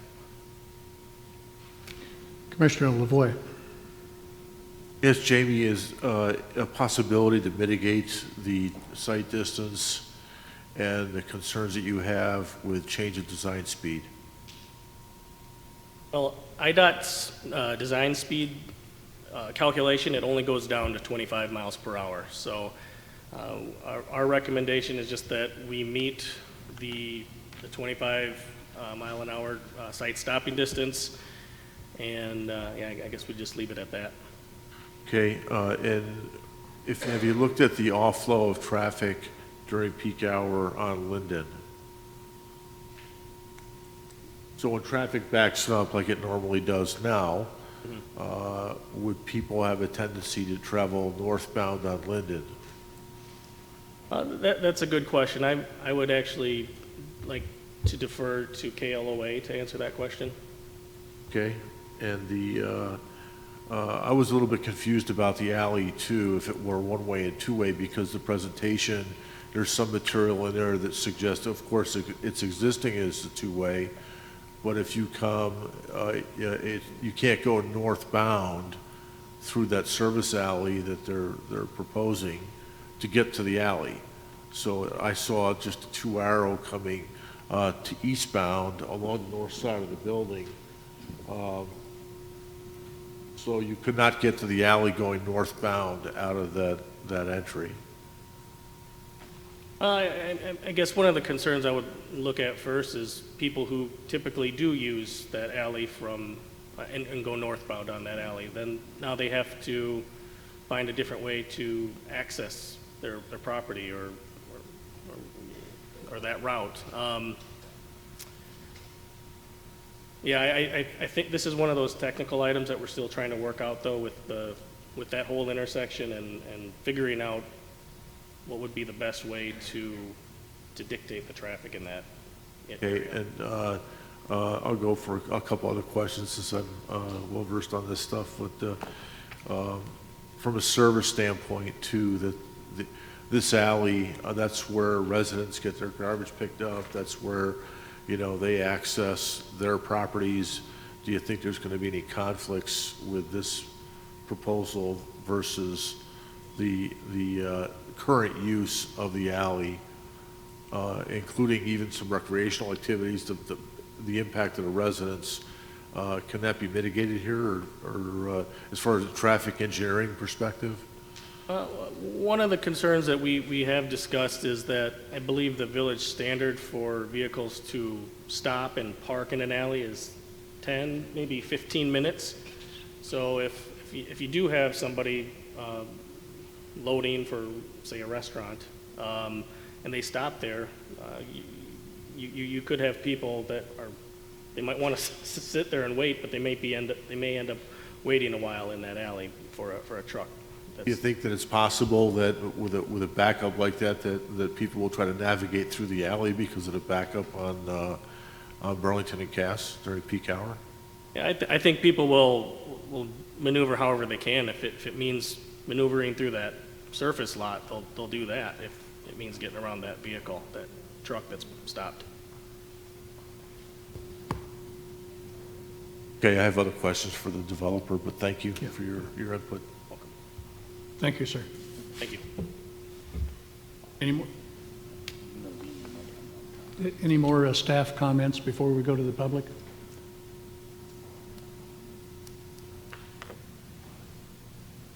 Just wanted to reiterate that there are two aspects to this, just to kind of encapsulate what's going on here, is that the concept plan needs to be vetted out, and we need to find out whether this type of building will be acceptable to this community. Once that is done, then we can instruct our technical review team to continue the work with negotiating details like this with the design review team, and hopefully arrive at a solution that makes sense. The other thing is, there are 2 points to consider related to this in terms of the decision-making process. Would be, number one, the technical reviews that show various design modifications would be needed for the project's success. So this is what is being discussed right now. This will not be arrived at today before a possible vote, but that can be deferred to future meetings if that is something that we're instructed to do. Right now, there are considerable concerns for pedestrian safety and operability at the same time as trying to maintain the operability of Burlington Avenue. So there's a bit of a conflict with traffic flow, and maintaining IDOT standards, along with trying to create a pedestrian environment. So there's a little bit of a conflict between those two.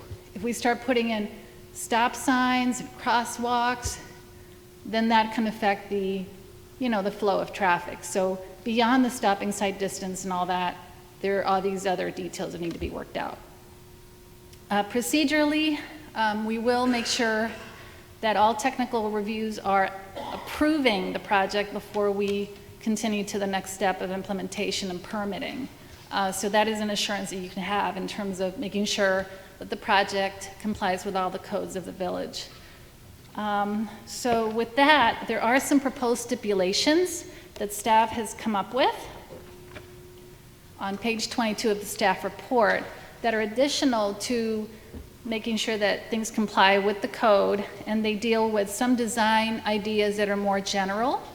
I won't necessarily go into these right now, but they deal with making sure that we're providing pedestrian amenities. These are some of the discussion points that could follow from this. But I think that would be, landscape planners and this kind of thing. But that level of detail is not something that we're, recommending going into at this time, until such time as we figure out whether this is something that we should proceed with. But I don't know if that makes sense. As far as the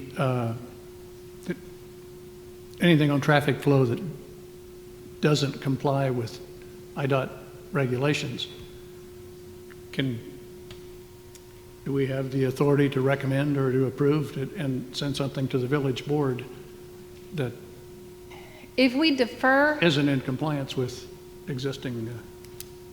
in order for IDOT standards to be maintained and for safety and pedestrian amenities and so on, the site triangle is a big concern. They're both working in tandem, but at the same time, it is a priority that Burlington Avenue maintain this flow as a collector road between west and east of Westmont.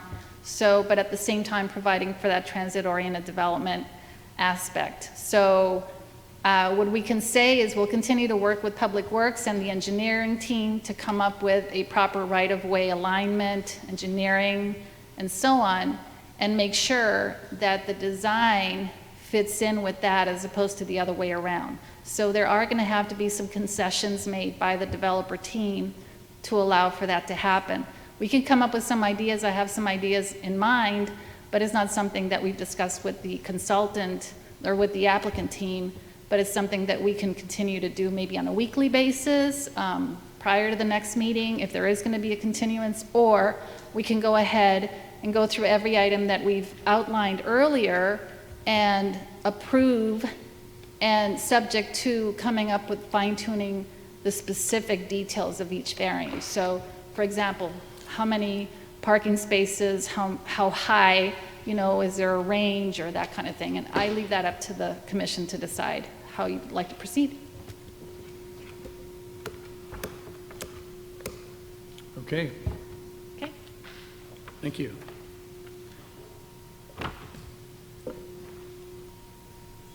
Excuse me, we have our traffic consultant here. Would it be okay if we responded to some of? Absolutely. Because I think yeah, there's this some is a things fine that- time. This is Yeah. an excellent time for that. Okay. Before I have Javier come back up here, if you turn your head to the board here, back up here, the alley here is indeed two ways, okay? This is one way going east. Well, all the depictions we have is at least from the northwest corner of that parking lot, it's one-way southbound. What I don't know and haven't been able to determine is if the alley is two-way north of the northwest corner of the parking lot. There are 3 entrances and exits to the parking lot, one at the northwest corner and 2 on the south side into that service drive. Correct. And this service drive runs one way heading east. That's correct. And there is a stop sign here. Could a car depart the northwest gate and make a right turn and go north up that alley to Irving? Yes, the alley is 2 ways. Okay, so the alley is 2 ways, but all your depictions show the alley is one-way southbound from the north. Okay, then it is incorrect on the depiction. So the north-south alley is 2-way. Yes, it is. And at this intersection here, we had made a recommendation by changing this to one way and putting a stop sign there, so we thought we had addressed the issue of the so-called quirkiness of that intersection. So we thought that had been addressed, and I'll let Javier go into that more detail. Also, in terms of this sight line, if you take a look, I've got it in my hand. If you take a look at this slide here, and I'll have Javier explain it here, when you're coming around the S-bend now, and he was talking about queuing, you can only see, they're queuing to here. Well, here, I'm going to have the traffic consultant go through this with you. That's good. See the whole parking lot. There's no building.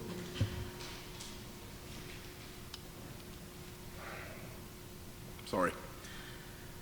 So, like I mentioned, currently under existing conditions, those queues, the average queues typically are to this access drive. When there's a train event, as I mentioned, as it was documented, many times they go beyond Linden, and it takes probably about 2 cycles for them to actually clear.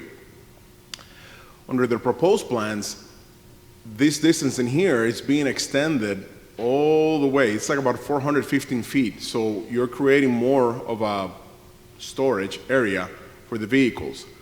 So the queues are actually, when we did the analysis, they're going to the average queues, or 95th percentile for average situation, it's 40 more feet.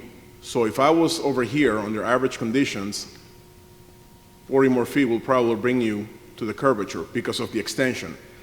The concern that he brought up, it's actually valid, and I understand. I think if somebody's coming over here, but there's a car stopping here, and I have the building, can I see it? And do I have enough, distance or time to actually apply my brakes? We can look more carefully at this and see. Sorry, I went to the and see exactly how much distance we have placing a vehicle from here, and what can they see, taking into account the building and so forth. If it's still a problem, there's many things that can be done. I think you mentioned one of them, trying to provide some type of setback so the building is not so close, so it's a little bit further out, so you have better sight lines. So again, we can work on that. I believe that we can find a solution on that one. The northern intersection, which is a Corky intersection, you have Linden, Burlington, and you have the alley. One of the thoughts that we had to reduce the number of movements and simplify the intersection was just to make that portion of the alley one-way eastbound. Does it solve it completely? No, there's still some quirkiness to it, and it was mentioned, somebody has to creep in, but again, we're trying to work within what we have and what can we take out from the equation to reduce those conflict points. Some other ideas were floated around, but again, it's a lot of give and take. One of the other ideas was, could you make an entrance of Linden? So basically people would enter in here, so you reduce the conflict in there. Now, that will work, but then there's also concerns that you're introducing additional traffic in that section of the residential street. Once again, there is pros and cons to everything. So we're more than willing to actually work with staff and try to come up with a solution, but something can be done. I mean, there's still options to look in here and just work on it. And then, I believe there was a third one. Let me see if I can go to the garage door. The concern that they brought up, is a vehicle going to be sticking out? Think about yourselves. For the most part, everybody in here has a garage door, and when you're approaching your home or your apartment or your condominium, you start pressing that button before you're actually getting there, so it opens up. So any vehicle that would actually wait in here would be because either there's a queue and somebody blocked the access, which can happen, or because there's a pedestrian on the street and you have to yield to the pedestrians, but not because you're waiting for the garage door to actually open and try to go in. This is very similar to pretty much any condominium or apartment building that you would see anywhere here in the city of Chicago. So we don't believe that that's going to be a problem. I also have a question. With the one-way with the alley, the service, so service vehicles, they're going to have to come down the alley, and then, so you're going to have more traffic in the alley for the residents, because you have their garbage cans and all that stuff, so they have to come off of Irving? Am I reading this right? Going down the alley, service right there, and then go out? Correct. If this becomes one way, again, trying to simplify the intersection, service vehicles would have to go down the alley and then exit this way. You don't want to go in the other direction. But the alley, the portion that is north-south, is still two-way. It's just that section over there, trying to simplify the intersection of Linden, the alley, and Burlington. One of the thoughts was just to make that little section one-way eastbound. Okay. Thank you. Well, now let's go to the public.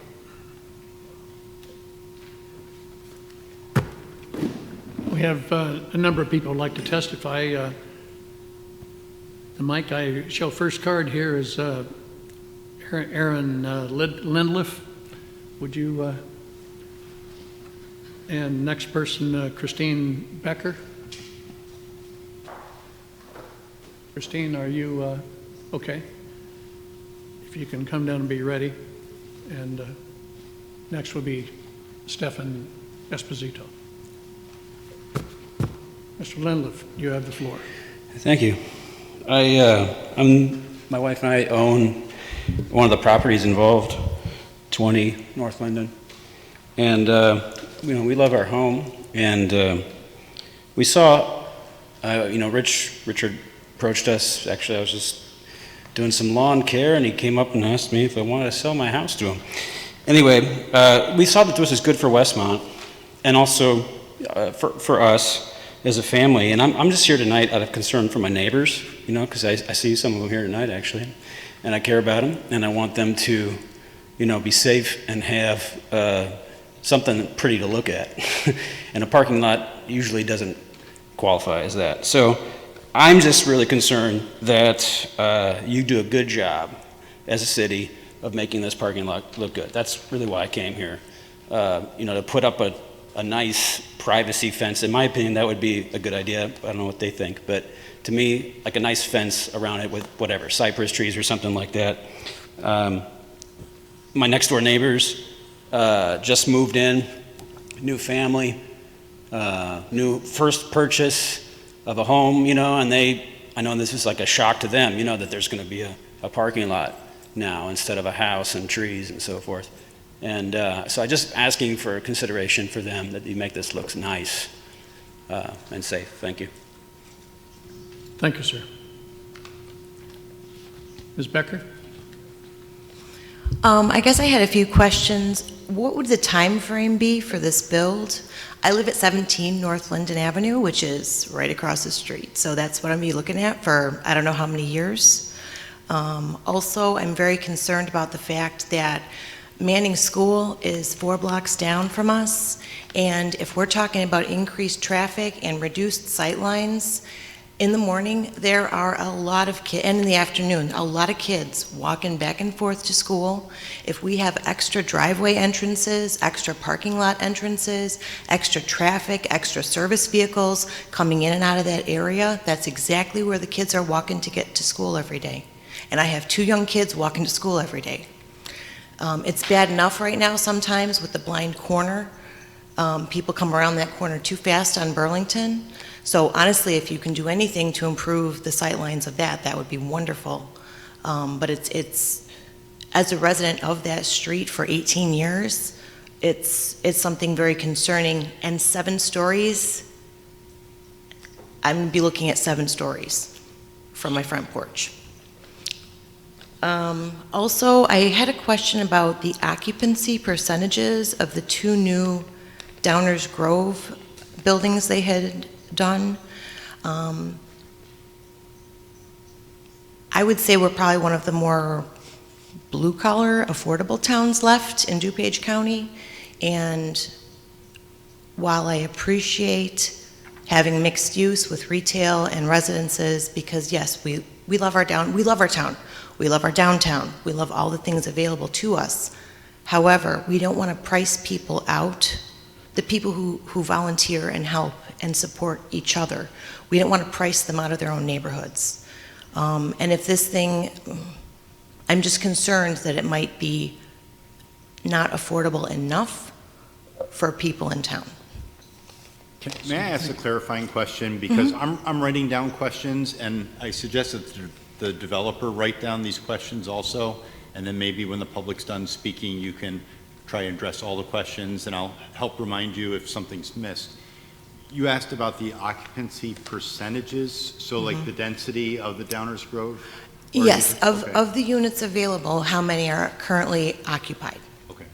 Like, because those are newer developments, and, you know, are they at 25%, 50%, 90%, 100%? Great. If they're at 30% occupancy right now, that's concerning, because then maybe it's a little bit too far of a reach for the area. And if there's all these other new developments in towns neighboring us, and you have all this, and they're already not quite, I'm all about having an eye to the future and development and growth, but if we already have units that aren't being filled in a neighboring town, are we going to be able to fill our units in our town? Because if we're not, that doesn't make a lot of sense. Thank you very much. Okay, thank you. And Mr. Esposito, Mitch Nelms, you'll be next. My name is Dr. Stephen Esposito. I'm a longtime resident of Westmont for at least 7 years. I currently reside in Clarendon Hills, but I just purchased a dental practice of Patrick C. Blaney at 19 North Cass Avenue. Incidentally, the location where I lived at, which is still owned by my family, is 32 East Burlington, which is on the opposite sides of the parking lot.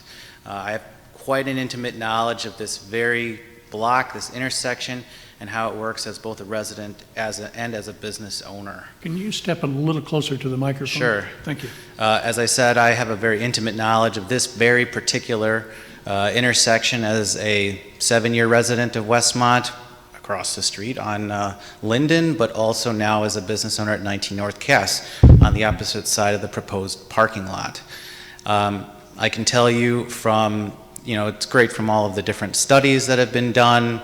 There's obviously, a lot of potential for this area, but also there's a lot of things that are concerning me from a design standpoint, from the standpoint of how do we care for the businesses in the area. For example, if that is a private parking lot, I know that the gentleman who spoke about the new proposed parking on Lincoln, which essentially is, well, let's see, you take that square and move it about 5 or 8 equal squares away, it would make the difficulty for our elderly residents of Westmont, who I see plenty of at my practice, to say, well, I can't park here, where am I going to go? Or even just, for folks who go to the Amber for dinner, where are they going to park? Oh, well, 2 blocks away, well, maybe we want to park somewhere where it's easier when it's raining. So aside from that, I do think that there's some potential ways that can be managed. For example, when I saw a parking lot there, I was actually overjoyed until I realized it was for private parking only, which makes no sense to me. Why cut off our noses to spite our faces? Yes, we have this beautiful building, but we end up killing the handful of businesses that have zero access to parking on that side. So other things as well, there was mention of the speed trap there. I can tell you personally that I've gotten into 2 accidents myself, having come down Burlington Avenue, and because I was going a little faster, maybe not even 25 miles an hour, that I ended up getting to accidents because I almost missed the light, and oh, there we go, we hit somebody. So as somebody who lived at 32 East and made just a couple 100 feet turn, and I'm a good driver, I have low insurance rates and everything, so and just the idea of putting a single access garage spot where somebody's gonna take their sweet time, they're playing on their phone, whatever, and we talk about a 40-foot shift of Burlington, but now we're taking 174 to 203 new vehicles. 40 feet won't accommodate all of that, let alone all of the human factor of what are those 173 to 203 vehicles going to do in this area. It's a mess, just to say the least. Let me see here, hold on, I made some notes. We talked about a bi-directional alley. After seeing some of the plans, I actually drive that alley every day, and currently it's only wide enough for 1 vehicle at a time. I know that because once I saw that it was a 2-way, I tried moving my car to one side, and I can tell you that any congestion there from either the dumpsters or the power lines that are there, or even if it's not depicted on this map, but if you go further north of where that parking lot is, you're going to see that the garages for the residents that are currently there reside right in what would be a 2-way. If somehow the city could widen that by getting rid of the residential garages of the 5 homes just north of that parking lot, then maybe they would have a chance at having a reasonable flow of traffic there. But as it stands, only 1 car can go there. And I can tell you, even going to work when I don't know if it was cable TV or telephone company was working on the wires, I couldn't even access my own garage. And then they had to move and get out. And I can't imagine if you're going to have 174 to 203 more vehicles, trying to find creative ways of avoiding this particularly difficult area of road, which is pretty substantial. Let's see here. Let's see. I do want to know, obviously Quincy Station is going up on the south side of the tracks as well. It is a smaller facility. It's only 5 stories from what I understand, with fewer fewer lots for residents. They are going to have parking too. I understand that the goal of the companies here to make good money. 7 stories is, probably, and even if you look at the picture and showing Amber Restaurant and Karma right next to this giant place, it really stands out to alter the character of the town in a major way. Don't get me wrong, I would love to have some more things that brighten up downtown, but I'm not certain that this design meets that. It's not respectful of the existing residential base. The home that at 32 East where I live, that's where my parents are, that's their retirement home, so to speak now, so as they stay there, when the pile of cars comes around either on Linden or Burlington, that's a big concern, not just for me, but for anybody on that, especially the kids that are going to be going to school. Let's see here. Frankly, I'm just going to be blunt. I'm pretty offended at the fact that someone could say, oh yeah, just, walk, if you're a business on this corner, go ahead and walk all the way from Irving and Lincoln, and you can still get to your dental office. I mean, you know what I would do? I'd say, I need to go to a dentist where I can park, where I don't have to worry about, getting killed crossing the street. So, I mean, these are just things that come up that, and I'm not trying to, stir up too much here, but, and I understand, hey, this could be, if designed properly, a boon to Westmont. But every way I've cut it, every way I've looked at it, and again, I'm not just some Westmont resident. I mean, my house was there and my business is there. My patients park right there, and not just my patients, but for all the people who attend dinners at Amber or Vincitori, who get insurance from Rick Martin, who get their haircut at Karma, and even anywhere along those businesses where they say, where am I going to park in Westmont? Maybe it'll help out the folks on the west side of Cass, but I think the businesses here on the east side will greatly suffer unless that parking lot was more public. And that said, even so, the access from that parking lot would mean that they would have to migrate through that little corridor, adding another half block, another block around just to get to my place. So, I think that, and it's not even just about me. I mean, Westmont's been a strong community for so many years where everyone watches out for each other, and I think we all want to see Westmont grow and flourish, but it has to be done in the right way, in the right fashion, without, taking, safety concerns out, going from 150 feet to 105, that sounds like a number, but the second it's a life, what are you going to do? The monstrosity is already there. I think that these things have to be addressed. And so, I'm happy to volunteer any information as a person who works and lived in this area for a long time, who understands it. And I think some of the studies corroborate some of the things I experienced over the years. But, if we are all just numbers and statistics, fine. But it just takes one elderly patient getting run over by a car because some guy was texting while he was going around that curve on Burlington, and I don't want to be the person who said, "Oh yeah, I approved that," So, thank you. I'm happy to give my info to anyone who wants to talk to me about it. Thank you. Thank you, Mr. Nelms.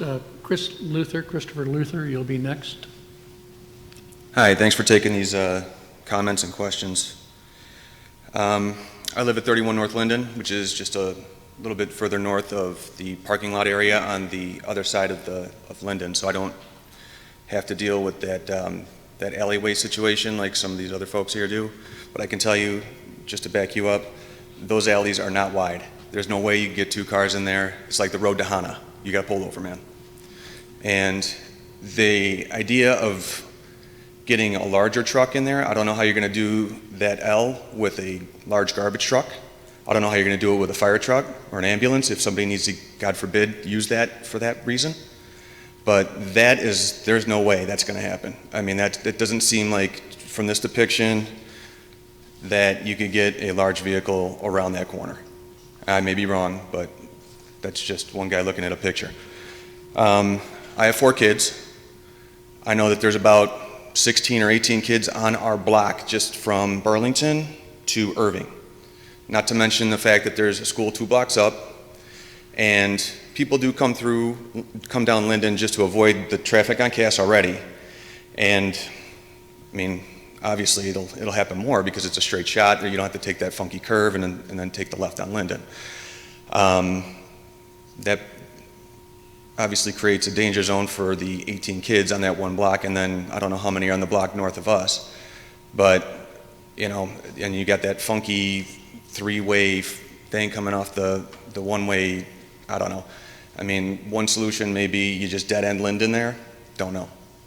And just have the alley come out, and then Burlington, and it just meets there, and there's a dead end. That might be one solution to your issue here for traffic flow coming through Linden too fast or whatever and the school zone 2 blocks up. The other thing, the business and occupant parking, sounds like you guys have enough for occupants maybe at 1.6 per. Is that what it was, 1.6? Oh, or 1.2. I heard 1.2 and I heard 1.6, so not sure which one it was, but you know, people going to businesses, they park in that parking lot now. And to the dentist, Mr. Rodriguez, was it? Esposito, sorry, sir. Esposito. I'm not sure where they're going to park. They're going to park on Linden Avenue. They're going to park on my street.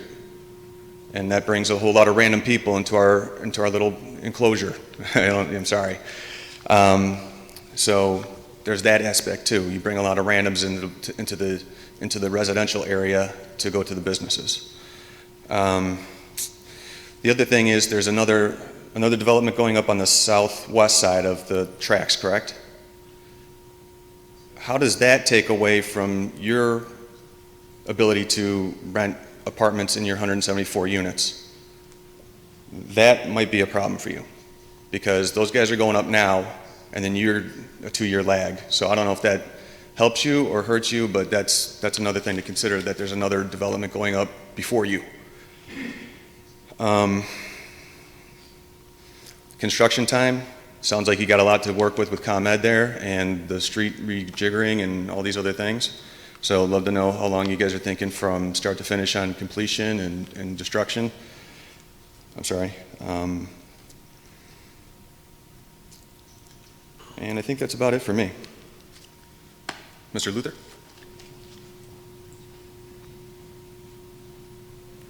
Elizabeth Edwards and Nick Derricks next. Hi, Chris Luther, homeowner at 36 North Linden. So my property is on Linden and also faces the alley in question here, and it is south of Irving as well. So I just want to echo some of the comments that have already been made and some of the questions that have already been asked, specifically with regard to increased traffic flow, speed going down Linden, speed going down the alley, which I agree, having a home that faces that alley, far too small for that to be 2-way. I have concerns, as Mitch just mentioned, with larger vehicles, waste collection, emergency vehicles, properly accessing that alley well. I have a big concern about the intersection of Linden and Burlington because it looks to me like it's not really just one intersection, but a driver coming south on Linden would have to be mindful of vehicles exiting the service alley, vehicles approaching from the east on Burlington, vehicles exiting the parking garage onto Burlington, and they're all in different areas. It seems like a lot to process for a driver, and that's today already a somewhat challenging intersection. So I don't see the solution here just yet. And one final thought that occurred to me regarding transit-oriented developments, as we all know, the world changed quite a bit a few months ago with coronavirus and COVID, and many businesses have shifted to a work-from-home model. So I don't have as much confidence today as I might have had 6 months ago that a development centered around a train station in Westmont is as attractive today as it was then, just due to the fact that I don't know that transit will be the same going forward. I just don't know that. I just think it's something that we need to keep in mind, that having 174 apartments, 200 cars parked in this small area for the purpose of this transit-focused development might not pan out. So I don't want to, I don't mean to say that we shouldn't develop, but the size seems far too much to me right now. Thank you. Thank you, sir.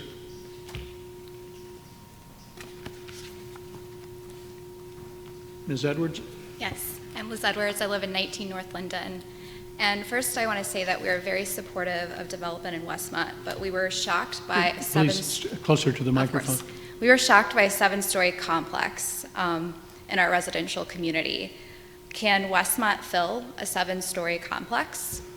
Has the other complexes in Westmont been filled? They're building a 5-story complex over there by Dulce and Brood Awakening. Will that be filled? Have we considered, like my neighbor said, COVID-19 and how that's going to change transit patterns? I work in the Prudential building in the Loop, and I haven't been there since March 5th. I will probably work from home for the foreseeable future. Will people want to be right next to the Metro?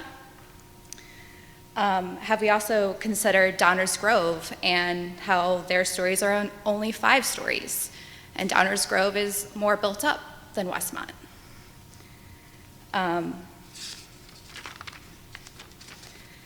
And also, I would like to say we love Westmont and we love our community, but I have to be honest, we came from the city in Chicago. I came from a 12-story complex, which is probably the similar rent that they were going to ask for, and I have to be honest, I don't think I would choose to live in a complex like this, and that's something that we have to take into consideration.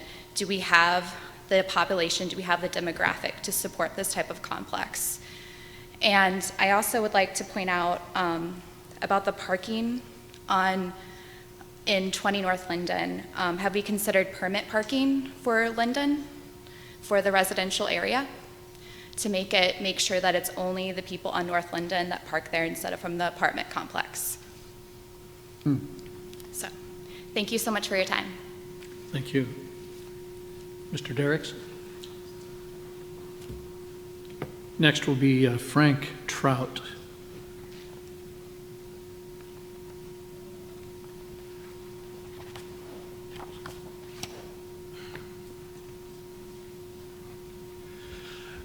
You can call me Dr. Frank Trout. Little levity. I've lived in Westmont since the early 50s. I've been going to village board meetings since I was about 10 years old. This is deja vu for every time we had a new project come to Westmont. When I moved here, it was about 3,000 people. 55th Street to Naperville Road. Everything north to Naperville Road was unincorporated. Everything south of 55th Street, for the most part, was farmlands. And so I used to ride a horse on South Williams Street where I lived, 125 South Williams. It was great. We moved out here from the city.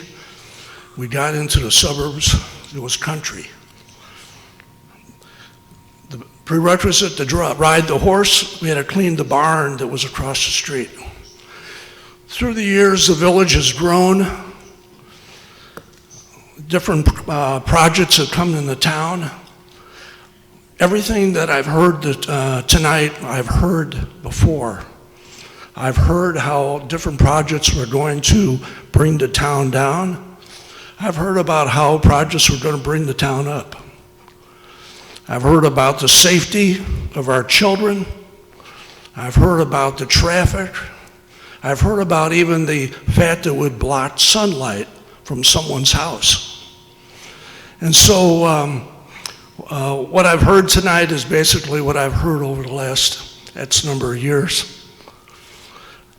As long as we have a vibrant village, and in order to stay that way, we have to progress. We have to go through these things, make sure our village planners, engineers cross all the T's and dot all the I's.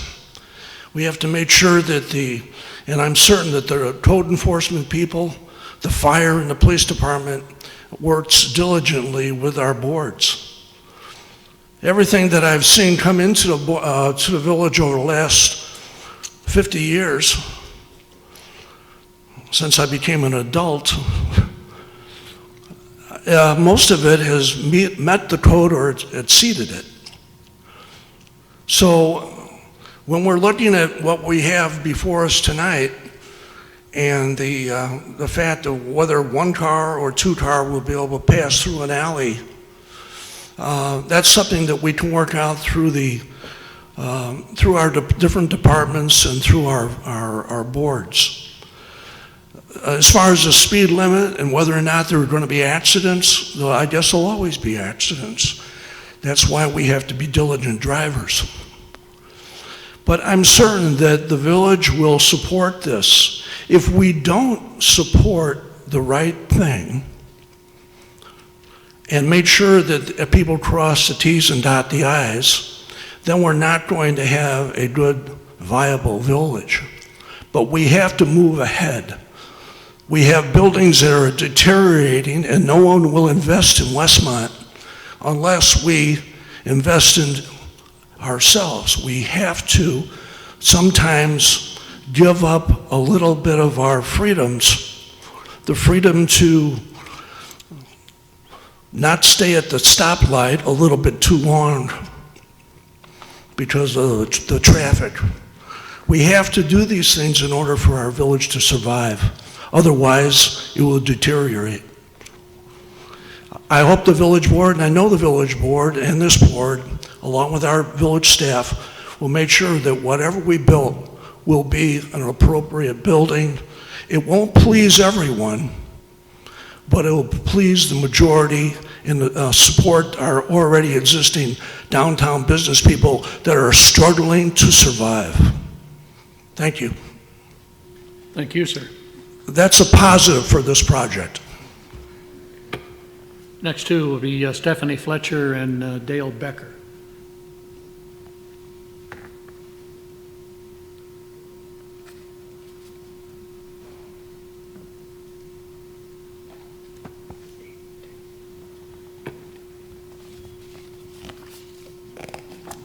Good evening. I live at 32 North Linden, so again, right in the same vicinity.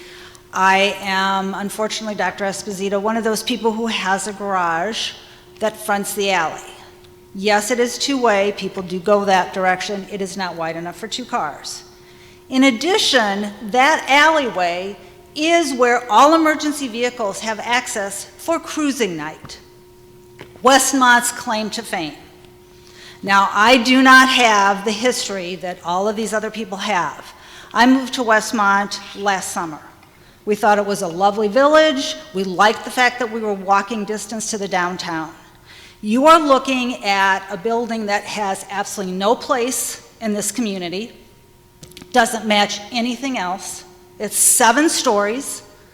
You are adding commercial space when you currently have empty commercial space on Cass Avenue, both in the downtown area and further south. You are adding 174 apartments to a community that is already 50% rental units with no guarantee that you are going to be able to occupy all of those buildings, all of those units. And what happens then to this residential area, and that's part of the appeal to Westmont, is that you do have residential space within walking distance of the village. You are taking 2 of those residential lots and converting them to hard space parking areas. We currently have rainwater problems. There's a water main that broke months ago on Norfolk and Warwick. It still has nothing but a pile of gravel and markers and an ever-widening sinkhole. I have heard nothing about infrastructure repair or improvements to support 174 residential units, in addition to whatever commercial properties you are looking at. I have heard nothing about the type of commercial properties that you want and whether or not they will truly enhance or compete and hurt the existing businesses in Westmont. Without the history, I can at least say to you, I've lived lots of different places. Growth is great. We really do need to revitalize the downtown. But there are now 3 empty buildings since we moved in. 3 businesses have moved out. Maybe Westmont needs to look at what it can do to encourage its current businesses to stay put, help them to improve their buildings and bring in more existing right there without dropping a 7-story Chicago West type apartment building in our community. Thank you. Thank you. Mr. Becker? Next will be Michael Fletcher. Okay. Originally, when they built that parking lot, they worked for about 20 years to get it. Then finally, they bought some property and they built that parking lot. Parking lot, I don't know, has been there 10, 15 years. It's appropriate to have it there.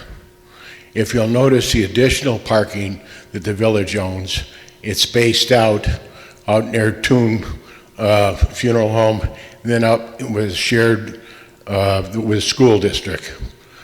These are spread out that way. Now, if this building was on Lincoln, I wouldn't have any problem. I live on Linden. But the issues you bring up here, the alley, okay, if that should be that way, it should have a sidewalk through it. How is the Amber going to access their basement? Is there any turnaround? You want a 2-way, 1-way? Yeah, you got this confusion. You got a developer that comes in, says, hey, we got this. How are we going to fix this? Well, they say, I can't. Okay. As you go around and you talk about sight lines on Burlington, if you're going to do this building, what you need 2 left lanes off Burlington to go across Cass. Burlington gets backed up. Cass gets backed up. It can take you 20 minutes to get across Cass Avenue. Now, in my position, I can cross Cass, go over to Lincoln, I come down Cass, or I come down Irving. I've tried all 3 ways. None of them work. As far as the building itself, they're showing a commercial space on Burlington, but there's no way. How far do you got to walk? There's no parking close to it. They're showing a commercial space on Cass. Well, that's nice, but the same thing. There's no parking for it. The only parking they're showing for this building is the existing Pace bus stop. If you're going to do this, they ought to expand that parking all the way. What are you going to do when people want to come to the building? Where are they going to stop? How are they going to drop off? Where are they going to pick up people? What about FedEx, post office? Where are these people going to go? There's no provision for that. What about the moving trucks when they come? Where are they going to go? The only thing I could think of, they're going to block the alley, along with the garbage truck, along with any other delivery that they don't come on Cass Avenue and tie up Cass Avenue. The size and scope of the building, in my mind, is really a little big. If it was lower, it would probably be more acceptable. But I could even live with all of it. But I can't live with if they don't take care of the necessary things to service the building. They also have to have a package room. You can't have people running up there with packages and stuff that. How are they going to deliver packages? How is the general maintenance of the building going to be taken care of?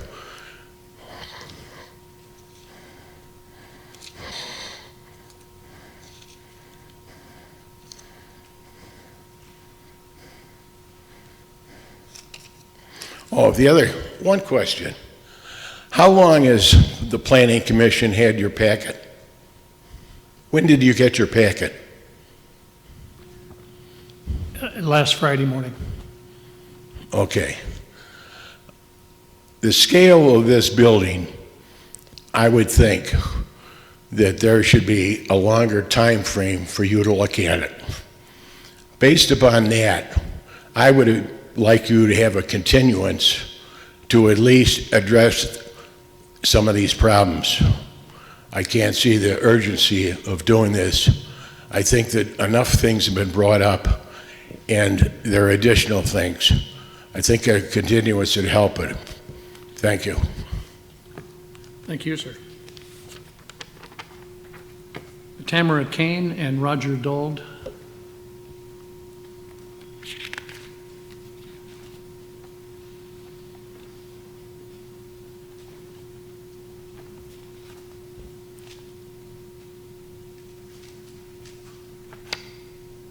Mr. Dold.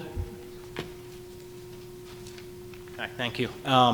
We are long-term residents of Westmont, moved on to North Wilmette Avenue over 25 years ago.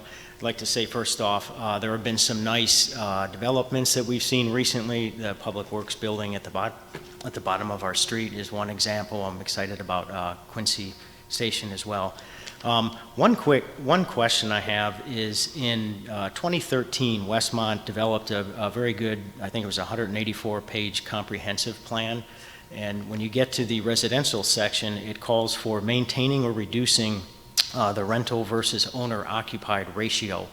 And that is stated several places in that document. I have nothing against rental units at all, but I'm just wondering, is there enough, I know there's condos going up just south of the library. Is the thought that there's going to be enough condos built to take care of this, or has the village kind of moved away from that thought?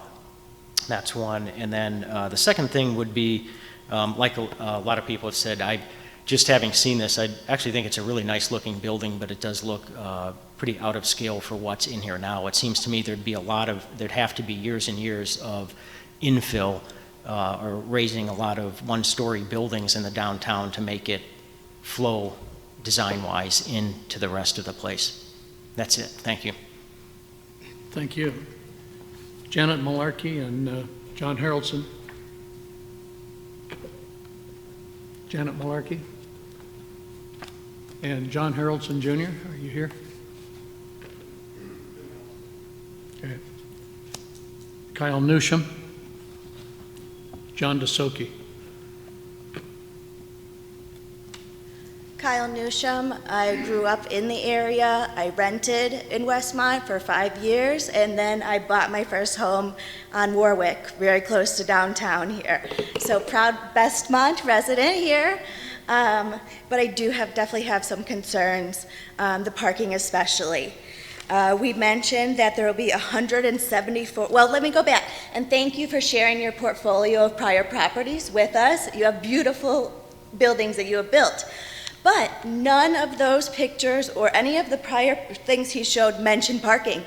We didn't, it's boasted, oh, beautiful units, huge square footage, amenities to the people renting. What about the neighbors? What about the parking? None of that mentioned it there.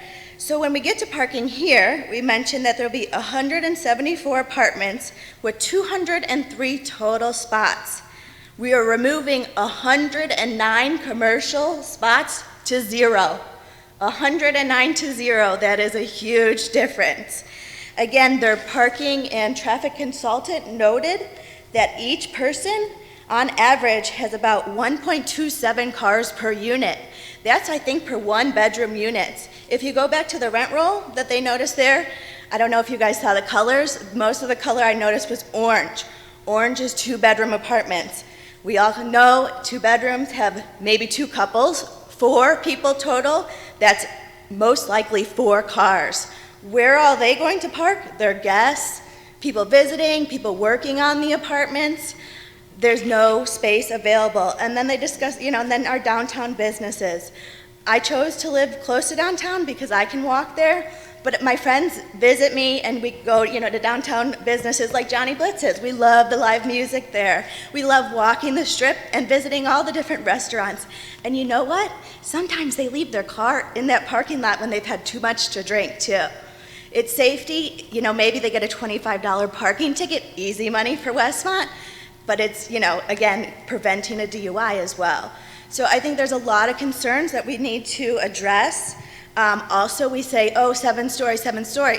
But if you look, that turret is over 7 stories. So to me, that makes it an 8-story building. Can we handle that? I walk that area every day now that I'm stuck at home because of COVID. I actually have an office downtown, as do most of my friends. They work in the suburbs, live in the suburbs, work downtown, and they drive. They all own cars. Once in a while they'll take the train, but everybody still owns a car. Where, if they don't have a car, are they going to get groceries? We love, the corner market, but it doesn't have everything. Amazon's great, but again, then you have more Amazon and delivery traffic as well. So there's a lot of consideration that we still need to look into today. And again, I don't think you had enough time as well, less than a week, it sounds like, to look this all over. So I think in the best interest of everybody would be a continuance today. Thank you. Thank you. Mr. DeSoki. Welcome. Good evening. Thank you. What's that in your hand? Water. Oh, okay. Would you like one?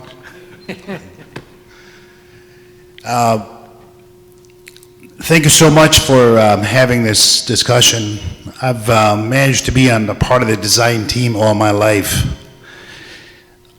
I moved to Westmont in 2005. I have 7 entities that pay taxes to Westmont. One of them is Johnny's Blitz, but the other one is also the Hookah Lounge, which I will lose in the process of this development. I've been in the area, traveling around Burlington, sitting in the Hookah Lounge and watching the traffic around the S-curve that we got over there. I've seen too many could have been accidents because of the speed. I always thought a stop sign would have been great.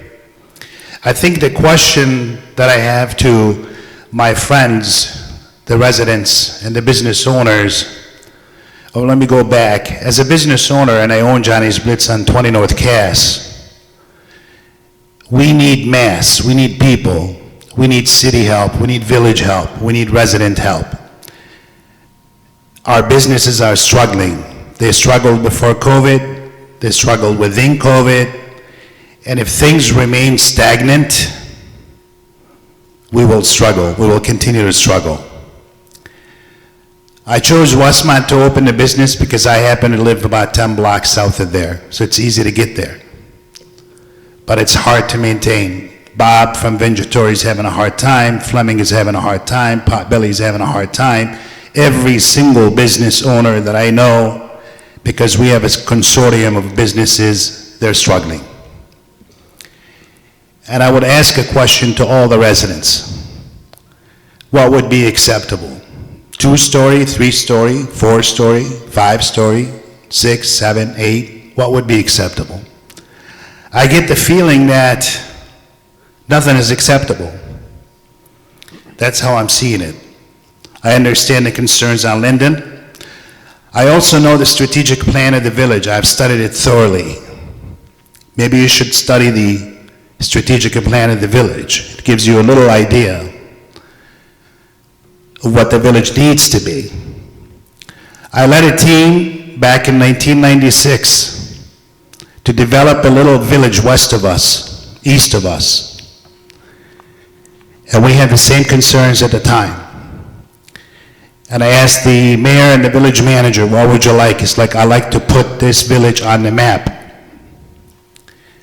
That was 20-some years ago. We developed a plan. We had tremendous difficulties. The design team went through and solved every single one along with the staff. Burns and McDonald probably was our traffic at the time. And my friends at WMA did the mechanical work in some of those buildings. That village was LaGrange. And LaGrange is on the map.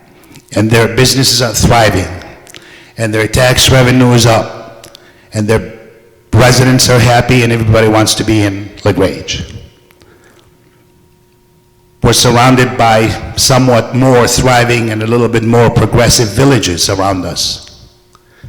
The question to all of us, do we want to stay the same? Or do we really want to do something different, something bold? Mr. Trout said he was on a horseback sometime 50 years ago. We need to be actually progressive.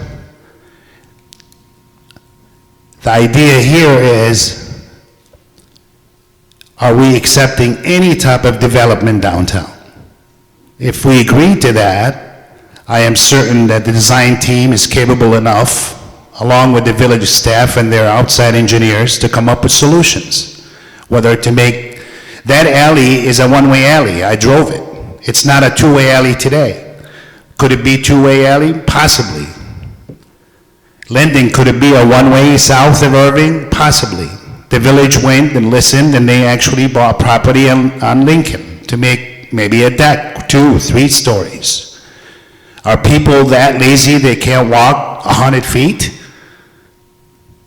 They just bought the parking on the funeral home by Irving and Cass, by the funeral home. People park there and come to Blitz. There are things that need to be changed mentally in order for us to progress. I advocate for the development.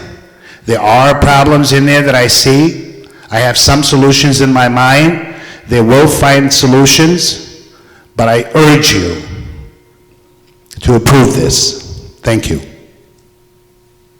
Thank you, sir. And finally, Scott and Aaron Loris.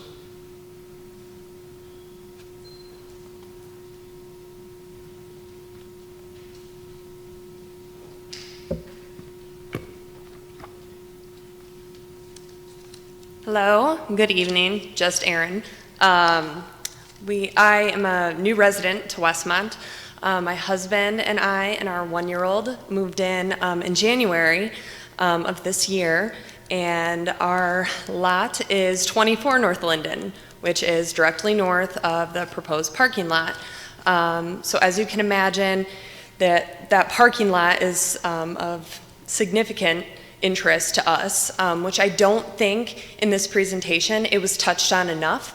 We're curious as to what surrounding landscape will look like, how close this will get to our lot. Will a parking lot be right up against our current chain link fence where our 1-year-old will be playing?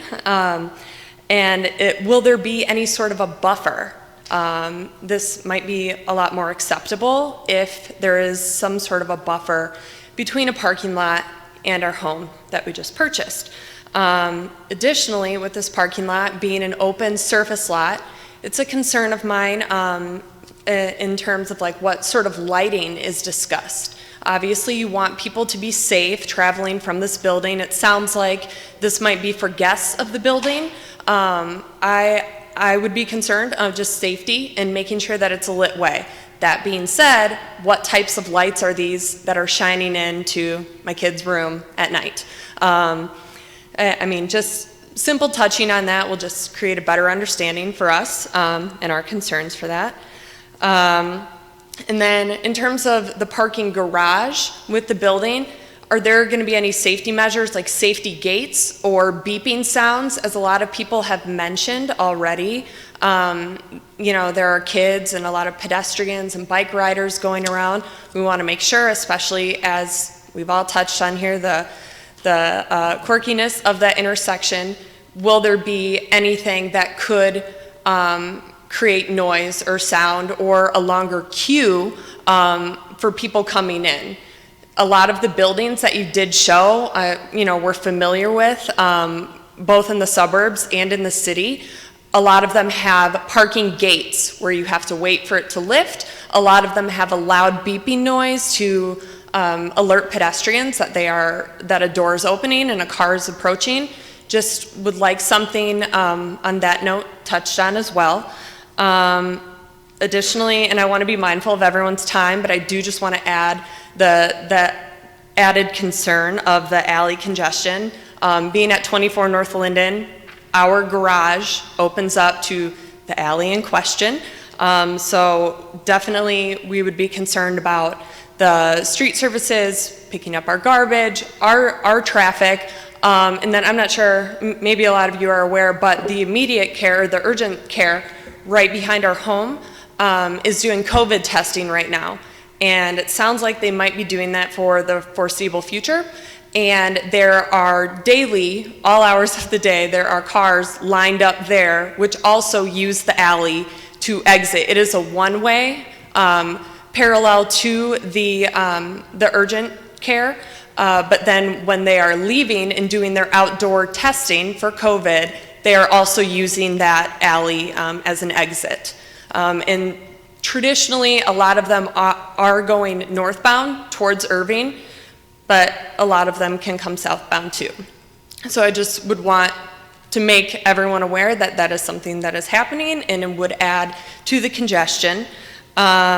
Additionally, adding to the quirkiness of the Burlington intersection, and I think someone might have touched on this too, but I would be concerned about Uber and Lyft pickup and drop off. That's something that I lived in the downtown Chicago for 13 years, and as new buildings came up constantly, it almost seemed like it did not take into consideration where people would be picked up and dropped off for Ubers. So it resulted in a lot of cars sitting in front of the building and waiting for a certain amount of time until their customer came out. So that is just something that I would like to see addressed in some new plans or additions to the plans.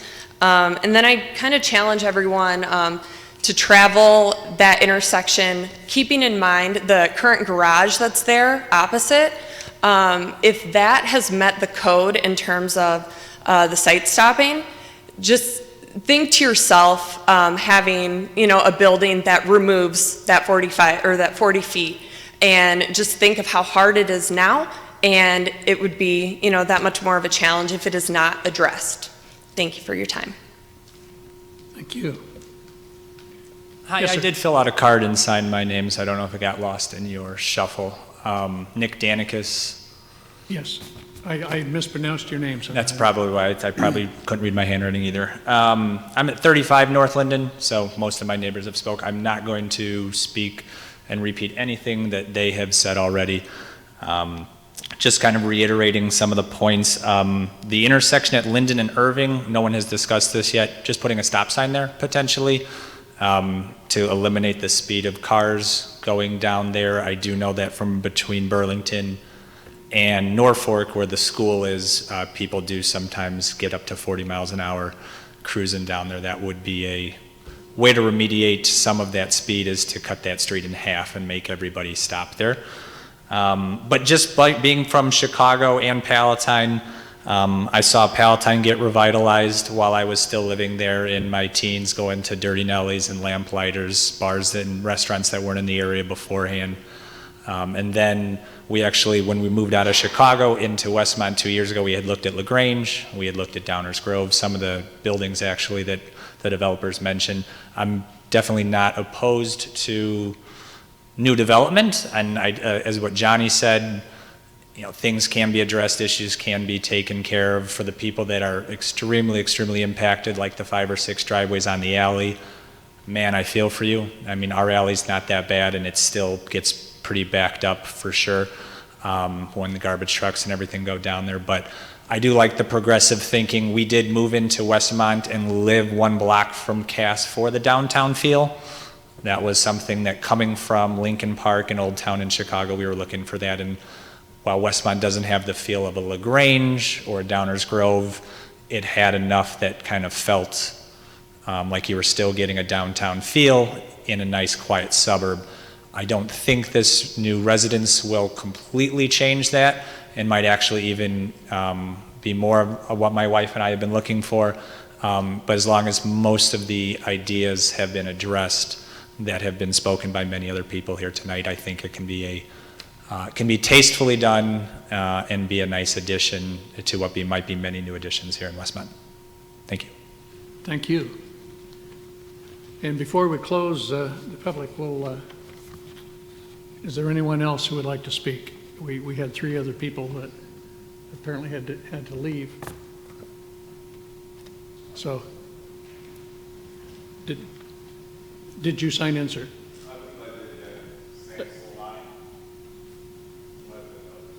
I show a Malarkey, Janet Malarkey. But I could be Janet Malarkey, that's fine. oh, well, okay, do you swear that you... I swear, I signed the card, I know. I do, yes. Okay. All right, my name is Sam Soleimani. I'm a newer owner at Westmont Pharmacy. Been there for about 2 years now, so the building would be going right up across from us. Being a newer owner, I am obviously looking to grow the business and looking to add more to it, so this does fall in line with what I'd be looking to do.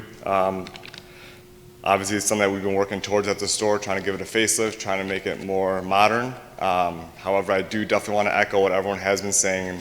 I won't repeat what everyone said, but I do definitely have concerns. Can you raise your microphone? Sure. Can you hear me better now? Yes, sir. All right, so I want to echo what everyone's been mentioning regarding the parking. Being an elderly-based clientele, parking is an issue for us, especially.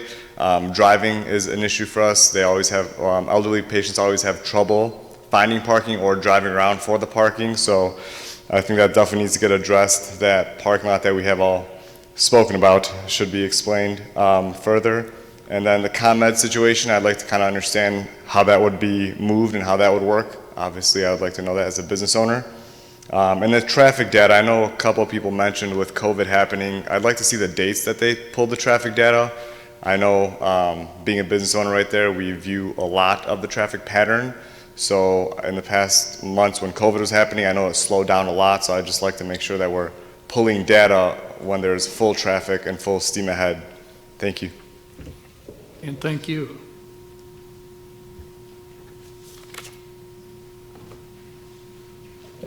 We will now close the public hearing portion. You're temporarily closing the public comment portion, but the public hearing is going to remain open because the applicant needs to respond. That's correct. Commissioners have comments, and there might be an opportunity for public to ask follow-up questions, whether it's tonight or at a continued public hearing. Okay. Thank you. Yes, we did take heed, and we appreciate all the comments we've heard, and we hopefully would like to address some of those right now. With regard to the parking lot, yes, the parking lot is in essence going to move. It's going to move from where it is currently to Lincoln. So the businesses that were immediately adjacent to it are taking advantage of it now, yet the ones on the west side and a little bit north of that weren't.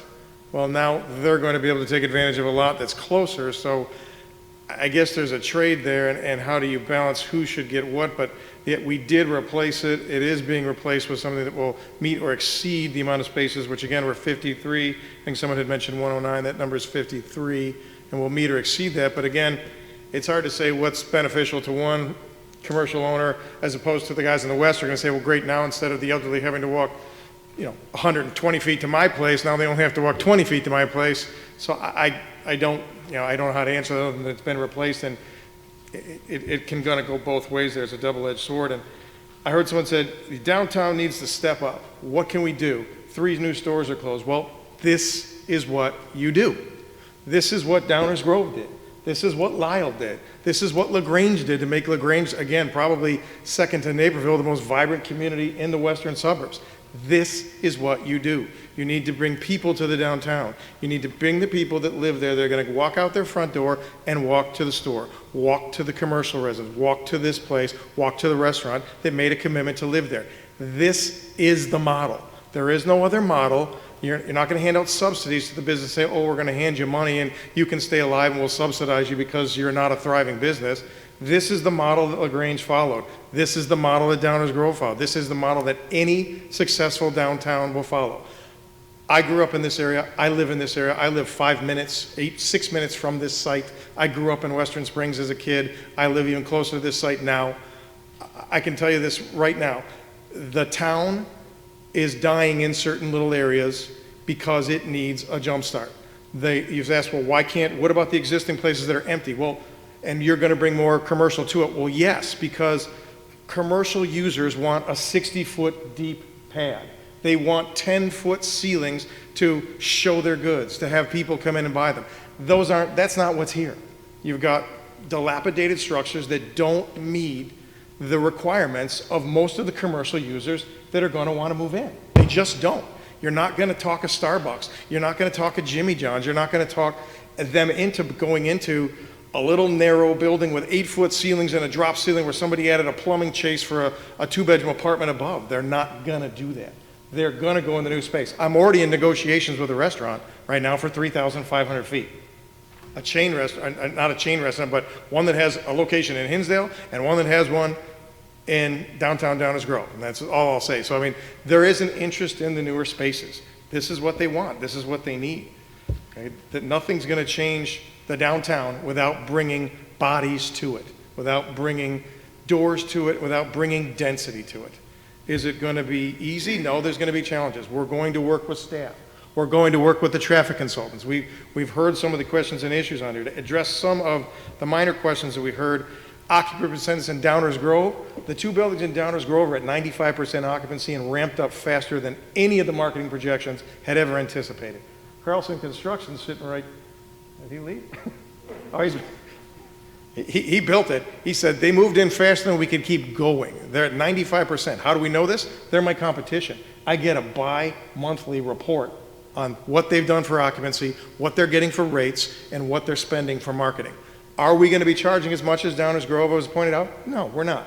Are we going to be charging as cheap as Berwyn? No, we're not. We've got a marketing study that we've done and one required by our lender. So we're pricing these not to price out people from here, not to compete with Downers Grove. Downers Grove's at 240 right now, 236. We're going to be somewhere in between to entice people to be here that want to be here but can afford it, not competing with those units. But again, they're at 94 or 95% occupancy in Downers Grove, both those projects. In terms of COVID and what it's done in terms of the market shifting, you're exactly right.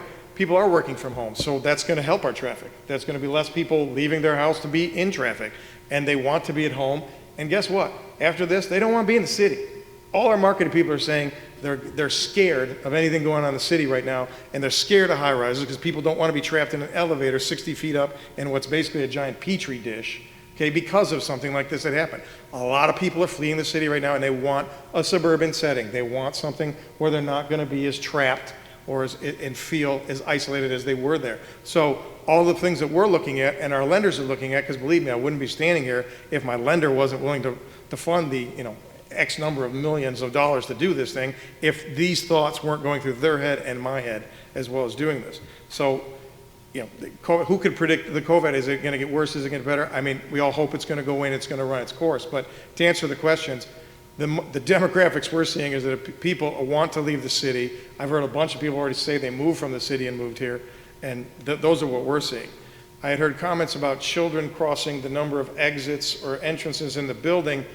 I've looked at the traffic study. I live around here. I don't know any children or any families that come from either West Cass and would cross over Cass to come up Linden to bring their kids to that school based on the kids and where they go. And if they were in the further part of the east, they would be going north and up. So I don't know that there's any children traffic that comes across the front of any of our intersections at all. I don't see where they'd be coming from based upon registration and where that would go. And to answer someone else's question where they said it's 60, they asked about mostly 2 bedrooms. Our unit mix is 67% studios and 1 bedrooms and 33% 2 bedrooms. That's on the chart you have in your packet, and those are the facts. We've oriented this more towards studios and 1s, with 2s taking up only 33%. Again, that's the facts of what we're presenting. Let's see. Pricing was down the Grove. As far as the garage doors and opening, we have a simple solution that we've already worked out. We're going to use high-speed doors on the garages. Those things open up in like 1.2 seconds. It's just a simple high-speed door, and we have a 22-foot queue there. So that allows one car to park in the driveway. So with the garage going up, we don't anticipate queuing to get into the garage in and out, especially with the limited use it is. And if a car did back up, I mean, I've been down my street, and sometimes I have to wait to pull in my driveway because somebody's walking down the sidewalk. That's just something you have to do. I mean, it happens, and people behind you stop. I mean, that's just a normal part of pulling in and out of a driveway. But we don't anticipate any queuing, and I think that the traffic consultants can speak to that as far as their report. Talked about the curve, and I don't have my pointer on me, but talking about trucks that come down the alley heading south. Well, first of all, they already take deliveries for Amber and the restaurant. There's already trucks that park there. Our L-turn from the alley coming onto the one-way service drive, as we call it, was designed and engineered and already been vetted for a fire truck and the largest delivery truck possible in Westmont. That's something that you can verify with staff and through your engineers. That's part of what that bend was designed for. Let's see.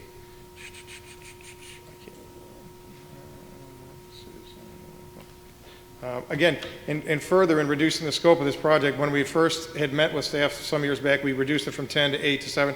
We had 197 units. After we came through staff and revised setbacks, we cut corners. We did things to increase sight lines. We reduced our unit count to 174. Staff again can verify that we again have reduced 22 units in a project that is a very difficult assemblage, 5 different parcels, a lot of different moving parts to it. So again, that was another sacrifice we made during this process. To answer one of the other residents' questions about the traffic study, correct me if I'm wrong, KLA can answer that. I believe it was done in January, at latest February. So it was done well before COVID hit. It may have even been done in December. Oh, I'm sorry, that was done in September of 2019. So it was well before there was any kind of issue with COVID in terms of dealing with that. What some of the suggestions we have, and just in listening, they talked about Uber and drop-off. That big carve-out right on KS Avenue is where Uber and all of the drop-offs and pickups will take place. We had conversations with staff, and we're talking about the possibility of moving and relocating the bus stop. That was something staff and internally had talked about, and it's something we'd be, again, further willing to discuss in order to facilitate that and make that exchange of deliveries and drop-offs cleaner there. One of the other thoughts we had was, why don't we reduce the speed on the S-bend to 20 miles an hour? If people are concerned with accidents to begin with, it is an S-bend, let's cut it to 20. What will that do to the sight lines, and what will that do to the safety? I would imagine that would have a great impact on that. That's just spitballing an idea in terms of what we could do right there. Some of the suggestions have been outstanding, and we really appreciate what we've heard from some of the people here. I did a head count in terms of the people that spoke, and basically we had, I believe it was like 15 people that did speak on the project, whether before or against, and there were 10 that were opposed. And I don't know any way to put this. Again, the one gentleman said, if I lived on Linden, or if I lived on Lincoln, but I live on Linden, it wouldn't be an issue. I don't know that I'm going to please, out of the 10 people that spoke against it, the 9 that live on Linden. I don't know that I'm going to please all of you, and I'm going to give you every answer. But I don't know that answer is. But I mean, the challenges ahead of us are to get progress and to be able to do this in a way where we can bring doors to the downtown, revitalize the downtown, and yet still allow a lender to finance this. I mean, we're meshing and marrying all those pieces together. And it's as you probably know, it's been a long time coming with staff. We've been working with staff for over 2 years on this with the various moving parts of this project. So we hope that we've presented as much as we can. We realize that there's some details that need to be done in terms of screening on the parking lot, the surface lot, how the alley functions into the one-way, how that alley, I don't necessarily say it's an intersection, but it's where any car using the service drive would come out, which we don't know how, I don't expect that to be an extreme traffic situation, but again, we realize that that's something we need to work on, and we are willing to do that with staff, with your consultant, and with our consultant. But as was mentioned before, I think these are issues that can be solved. So with that, I greatly appreciate all the comments that we've heard. There will be some challenges and some fears. We've seen it in all the projects, and And downtown Clarendon Hills, everyone thought it would change the whole composition of the village, and now it's been there for 10 years, and it's a part that you drive by every day, and there's been 3 new projects since. And everyone lauds how great it looks and how it blends into the landscape. So with that, I thank you very much. I appreciate and truly respect your opinions and your comments. Thank you. Great. Mr. Gamley, if I may, one of my jobs as the attorney is to make sure that questions that people asked are answered. I know it's tough to keep track of everyone's questions because there are a lot. Okay. So if you don't mind, I'm going to go through a few questions that you missed. Okay. Just so we have a full record. There are some questions about the parking lot landscaping, whether there'll be a buffer to the north in the parking lot, but will there be a landscape buffer? Will there be a fence? And what will the lighting be like in that parking lot? Okay, and I'm going to turn it over to Todd Stanton from design. I'm going to turn it over to Todd Stanton from a design perspective to answer that. But one of the, I wouldn't call it strange, but it was a weird variance that we talked about the north and south property lines that we were seeking a variance for, and I think it confused some people. What it was talking about was because these are 2 lots and they're combined, what it was saying was, well, you can't split it in the middle and put a buffer in between the parking spaces. So that's why it was seeking the variance, since they're coming in individually, which was as suggested by staff and council. So it's not that any of the buffers that on the perimeter are being sought variances for. It was that situation where you would, since they're 2 separate lots in that middle, there's not going to be a buffer in the middle and splitting it in half. Otherwise, you just chop it up.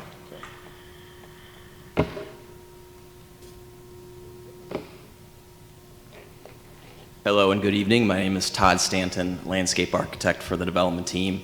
Just to keep it real brief, the existing lot landscape treatment is really just trees with mulch, so it's a very simplistic landscape.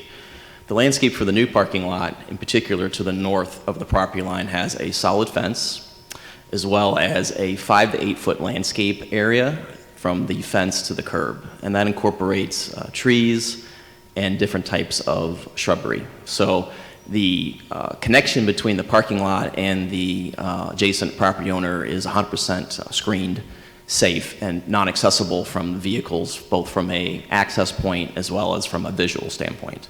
The rest of the landscaping has traditional treatment, trees, ground covers, shrubbery.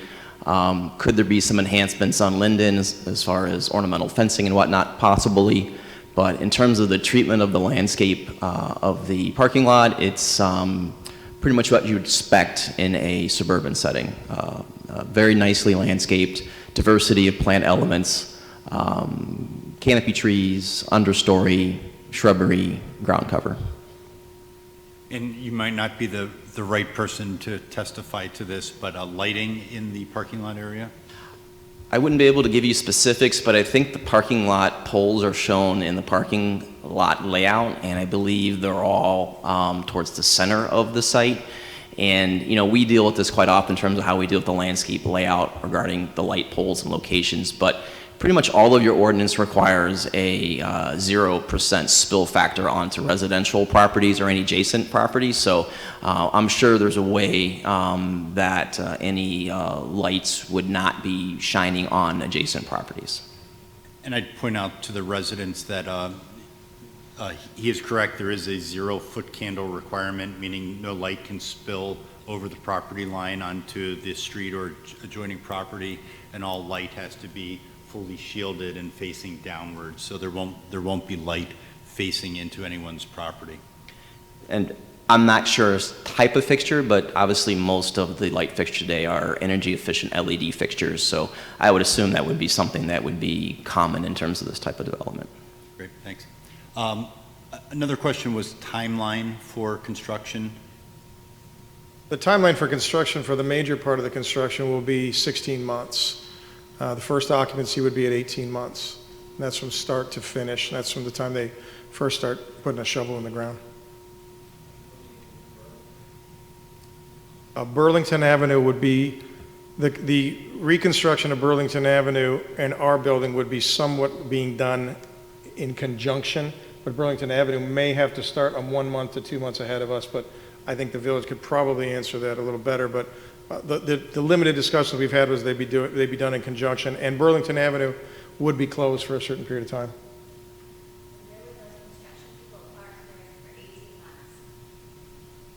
I don't know. It was expressed more as a concern than a question, but there were a lot of comments about the alley width or lack of alley width and cars or trucks stopping in the alley. And I don't know if that's something that you plan on looking at and working with staff and getting back to this commission about, or if you want to address that now. Well, unfortunately, we don't have control of the alley, but none of our trucks would be stopping in the alley. That's what our service access is for. Our service bays are for in the building, and our lane is for, which will accommodate a vehicle to be stopped and traffic to pass by it. So I could not speak to other vehicles or other deliveries for other commercial trucks or users stopping there, but none of ours would have to or would have any need to, because we provided all of the loading bays internally here, and where the backup is here, where they back up away from the alley, not to block the alley, and they could actually park here and still have traffic pass by here. So we would not be blocking the two-way alley that is not ours at all, or any need to. And that kind of flows into another question that was asked about moving trucks and FedEx deliveries and other type deliveries. I assume the moving trucks would be in that service. Yes, in the service bay in the rear in the service area, and they'll be coordinated, again, with the management company. They'll be scheduling movers and move-ins and elevator time and everything that a management company will schedule. And FedEx deliveries and such? FedEx deliveries as well. Any minor deliveries could take place in the front of the drop-off, but any of the larger scale deliveries would come through that service entrance in the rear. There's a question, how does the proposed Quincy Street, Quincy Station development affect this project, if at all? Again, with the marketing studies we have is that there's plenty of absorption to be able to handle that the competition. We kind of looking at it as McDonald's and Burger King right next to each other. You're going to get certain people that say, I want to live here, and you're going to get certain people that want to live here, but the market studies taking into account future projects, which they have shown our absorption unchanged based on the demographics and the population. And a lot of what we find too is that the bulk of your residents come from either Westmont or the surrounding communities. There's a question, I believe if I understood it right, that the projects that are in Downers Grove that you cited to are only 5 stories in height, and did you take that into account when designing this building at? Yes, we did, and actually one is 5, one is 6, and we did take that into account when designing this, but again, we're looking at the site. Theirs are much longer sites than ours. We were saddled again with a narrower site, and then making a certain density that would obviously yield, satisfy a lender, as well as, again, quite frankly, we were told that they wanted, that the village would like to see as many doors as possible brought to the downtown to revitalize our downtown. Originally, there had been discussions of 10-story buildings, which we nixed, and then we settled on 8, and then we decided that we couldn't park it the right way, and we went to 7, and then we had 197 units, and then staff said, well, we'd like you to change this and move this, we want bigger setbacks and wider sidewalks and bigger carriage walks, and cut this corner and do this, and then we ended up down to 174. Okay. And so it's not like, hey, this is the first thing that ever came in and we're throwing it out. This is the whittled down version. There's a question that I don't think you can answer, but it was, would you consider permit parking for residents only on Linden? And that's really, since Linden is controlled by the village, that's a question that the village can look into and might be a valid concern and a valid solution to having guests or commercial users parking up and down Linden. I believe I heard this question right. How will this building be maintained? And I think they mean maybe interior. What's your maintenance? Well, there's a professional management company that the one we've retains or manages over 12,000 units. That's all they do is professionally manage it. It's not like we're not doing it internally with my daughter and my son. It's a professional company that, I don't know any way to say that funnily, but it's a professional management company. That's all they do.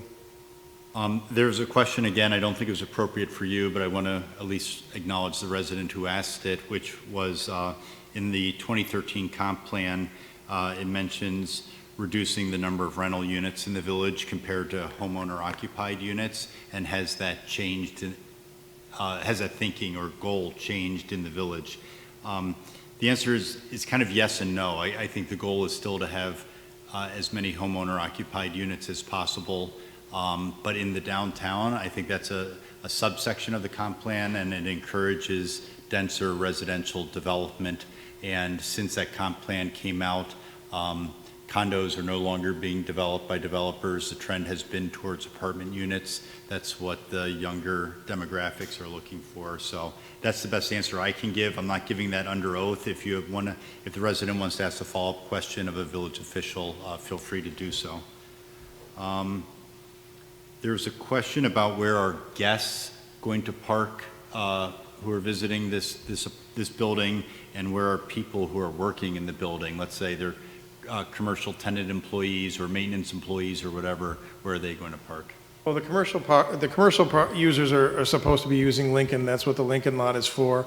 Also, we're anticipating street parking as well as some of the municipal parking along Burlington Avenue as you head further east that are typically empty all day. I think the village has designated employee parking area on the other side of Burlington.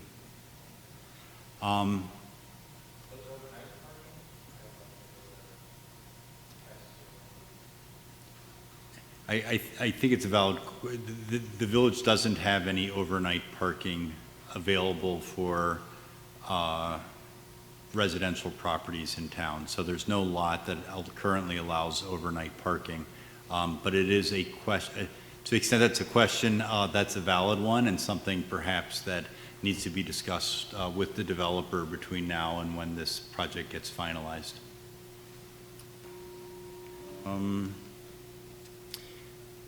A resident asked, how will the ComEd power main that runs through the property be relocated? I don't know if you know the engineering specifics of that, but in general, if you can address that issue. Yeah, I mean, I do know enough to be dangerous, I guess you'd say. I've seen the 70% drawings. There is a plan to relocate it. Like anything ComEd does, they'll give a notification at some point in time. When they lay the new section, there'll be a termination. They'll shut it off for that 6-hour window when they liven the new line and activate the new line, just like they would with any rerouting of any power line. And my understanding is it's being moved to the east within an easement. Correct. Area. And then the last question I have that I'm not sure if it was a comment or a question, but I think it was, would you consider a stop sign at Linden and Burlington, because none exists? I'd point out that the village controls that, so that would be within the village's discretion and determination based on traffic counts, et cetera. Perfect. Okay. I think that's a yield sign at Burlington, southbound on Linden. Yield. Well, one other question I heard from the floor was, is there a package room? We're talking about package delivery and Amazon, and you're not going to have a... Absolutely. Now, with all new buildings, I mean, it's the trend and everything. We have a whole room designated for nothing more than we actually have Amazon lockers going in as well. Okay, and I don't know if on the outdoor parking lot, is that gated? Will there be arms for people to go in and out? Or? No, it is not, but it will be policed by the management company. So if there are, unauthorized parking, there'll be a sign saying no unauthorized parking, you will be towed. But no, there's no gating or anything on that particular lot. Okay. Well, I think we can go to the commissioners. I think the question is, do you want to continue this at this point or go to commissioner questions at this point?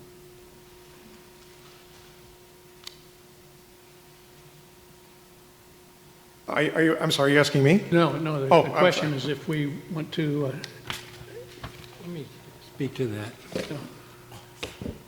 I think this building is a beautiful building, and we are looking for a transit-oriented development. But we're also at this location, but it's a little too big for the space it's on. We want this to be an addition to our community, not intrusion. In order to meet the problem of the intersection, the building would have to be moved, the easterly line would have to be moved back in order to accommodate the regulation set by IDOT. And the other thing that I find overwhelming is the height. Your buildings and most of the buildings you've shown to us in this context are maximum 6 stories. This is 7 plus the turret.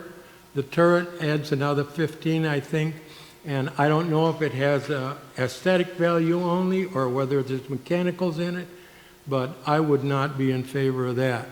So, in its current state, I would say this: I cannot support anything taller than 6 stories, and that's without the turret, and I would vote no on the current plan, or I would vote to table it pending our working out the problems that we've discussed tonight. Thank you, Wally. Well, our choice is if we want to proceed or continue this and give the developer a chance to respond to this traffic situation on the east side and the height. I understand and I appreciate Wally's point of view there, and I'm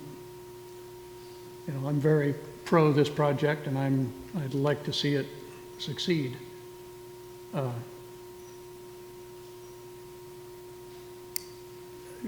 looking for some help either from staff or John here with if we were to try to go straight to a vote tonight, would that be just, could we go to a vote contingent on corrections to I know that staff, in Nalini's opening comments, she suggested that this should be continued because there are too many open questions during the various levels of staff review that have not quite been addressed yet in the plans. So there would still have to be, even if all of your questions are answered, there are still questions at the staff level that need to be worked out and fine-tuned. So I think staff anticipated that this public hearing would be continued to another date. So I think the question is, given the hour, do you want to proceed with commissioner comments at this time, or do you want to continue this and have commissioner comments during a next meeting? And that should be open for discussion. Mm-hmm. I know, I have some questions, and so maybe it might have an impact, going forward. So, I'd be interested in us asking questions and then tabling it to further with the staff review and then a further vote. That's my opinion. And for what it's worth, I think it'd be very helpful to hear the comments. I've heard one that has an issue with height, and maybe not everyone else does. So I need to know what that does, because it changes the entire economics of this deal. Well, we're talking about losing another 20-some, 30, almost 30 units. Well, you've been able to do it multiple times before in all the other developments. All Donners, none of them are over 6. But they were different sites, and they're in different projects, and they were condominiums and not apartments. So it's a different animal, and there's an economic developers agreement that goes along with this project. So that becomes affected as well. is there another 6-story TOD building on the BNSF from Chicago to Aurora? Well, I can't find one. I'd have to do some research and tell you I'd have to go through each. And I know what we heard from the public tonight was it's too. I believe there's one in Lyle that's too taller. high, and I know it's. I think what he wants to know is concern. if that's the feeling of all of us on the height, so that he wants to know whether he wants to even go forward, because he's saying maybe if I'm limited to 6, I can't make it go. I don't know. So why don't we get a polling on that?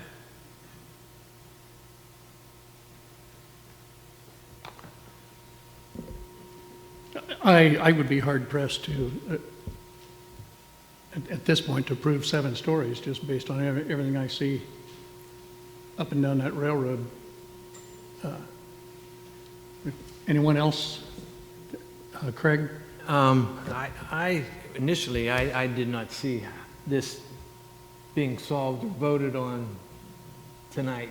You know, I saw a whole bunch of problems and questions and staff and the petitioner get these questions and work on it and continue to work with staff, which, like you say, is going on, 2 years, 3 years, and it's not done yet. But I have some, I also don't need the public to have to come back again and again, but it warrants it, so I expect them to be back. And so I have some questions. I think most of the commissioners have questions that either staff or the petitioner can. Well, yeah, again, if we could get the polling on the 7 versus 6, and then I'd be happy to answer the questions as well. It's up to you. Well, it's up to us whether we have the questions or not. So that he can know. Okay. Matt, what do you say? 6? Are you? Well, on personally, the height of the building? Do you have?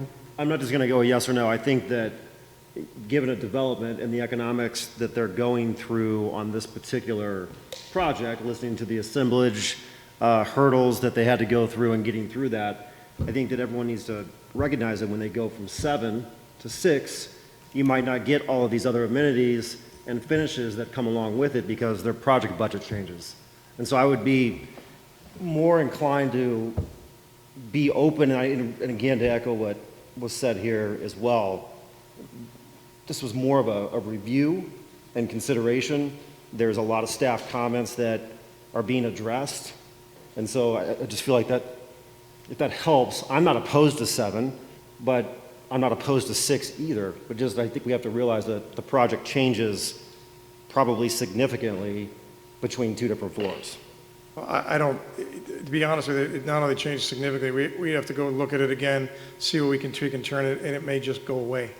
That's not a threat, it's economics, and then, I'm telling my lender now that it's not this, it's this, because you have, I don't know. Okay, we understand. And I have to have discussions with staff based on the EDA, and all those things change. And to reference what he's talking about with an EDA, as you may know, the village created a tax increment financing district in the downtown area, or a TIF district, and the village accumulates an increment of real estate taxes and can use that to promote development or perform infrastructure improvements, et cetera. And the village is doing both in this case. They're helping with some of the infrastructure improvements, and they're also giving some financial incentives to this developer, because the developer provided us with a pro forma as to development costs, which was analyzed by the village's independent TIF consultant, and there's a shortfall for this developer to make a reasonable profit without some level of village financial assistance on this project, which again is a combination of some infrastructure improvements, some fee reductions, and some financial assistance. So certainly I think that goes to the hardship for some of the variances and the height and the number of units, et cetera, that the developer is seeking, that the project may not be financially viable without building it at this current configuration. The question would be, if you go to 6, knowing that the village may not be able to increase its financial incentives beyond what's been tentatively offered, whether that's doable on your end. Right, and that's what we have to look at, because it may change, not the parking, if parking changes, the unit count changes, then do we need all the parking on the second floor? Could some of those become more units? Does the building configuration change? I mean, it changes the whole thing. Well, it changes parking, it changes traffic, it changes almost everything as soon as you lop off the floor. And obviously, We can't just lop off a floor. That doesn't work. Then the second floor gets modified, and then we're making a whole new submittal. yeah. It will probably raise new, I would imagine it shouldn't change Oh, we're changing the footprint, there'll be more, I don't know what the review process is on that, I defer to staff, but I don't. Could we finish with the straw poll, though, in terms of? Commissioner Lavoie? Yeah, if you don't mind, I can make just a couple of comments first. Number one, I think that a ground zero development is something that takes special attention. I myself owe it to everyone here, including the developer, who spent hundreds of hours putting this together, for me to represent all of you appropriately. I need more time. I need to study this. When I'm here representing all of you, I take it to heart. It's a volunteer position, but I'm here to make sure that I independently review all of this information, and I haven't had time yet because I haven't had it long enough. Secondly, I'll make a general comment that I've been involved with a number of ground zero developments myself, and whenever we've done them, we've always had a community meeting prior to going through the formal process. So the voices are heard, and typically these projects go from a home run to a grand slam at the end of the day. Now, what I saw in this development is an opportunity. I see a very attractive looking building opposed to what we were shown 2 years ago, I think. But I looked at an opportunity here because the real inherent problem with this development is there isn't any transitional zoning. There isn't anything between a 7-story proposal and a single-family residence. Okay, that's just not done in the planning world, and you typically have those transitional properties. We don't have it here. So it's something that in order to mitigate that, one of the things that I came across in my short review of this is eliminating the eastbound Burlington intersection and moving your building closer to the tracks and creating a buffer between your building and the residential area. You know, that's something that I know that maybe was tossed around a while ago, but your whole building could move closer to the tracks. There's a 3-lane profile there, and it's bringing more traffic to the intersection. And what other communities have done is flow traffic away from that intersection. So it's something that if you were to put that exhibit up where you realigned Burlington, but you maintain the S-curve, if that street came straight out to Cass along the Amber Room, and you moved your whole building and took up the whole profile of Burlington, the 3-lane profile plus the right-of-way plus the green space, you create a buffer between your building and the residential properties. Maybe a better solution. And I see that there is some opportunity here. And if you did that, maybe a 7-story works. Maybe it doesn't.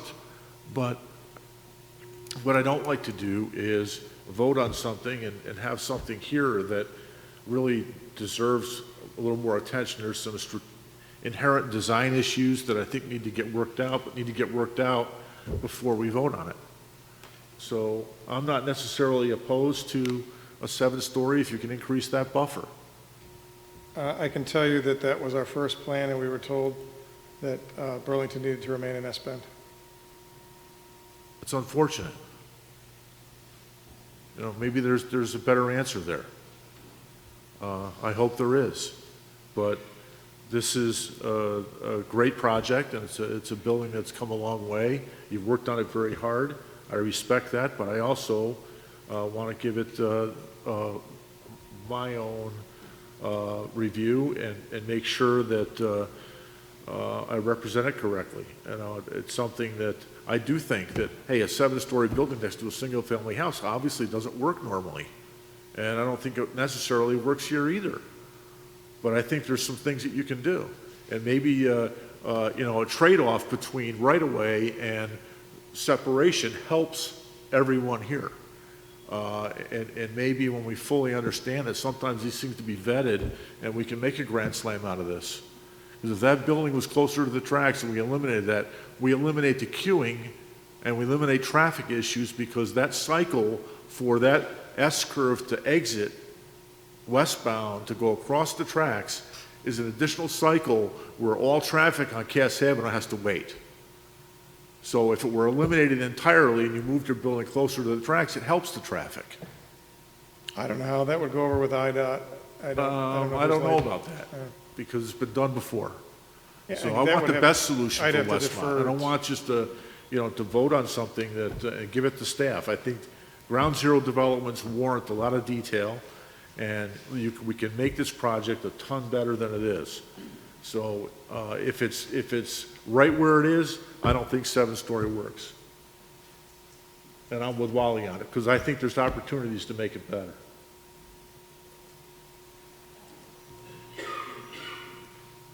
Well,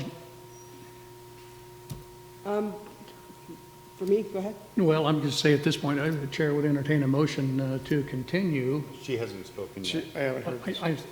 I apologize. I thought, No, that's okay. I thought you were. The one female, no, just kidding. Okay, so,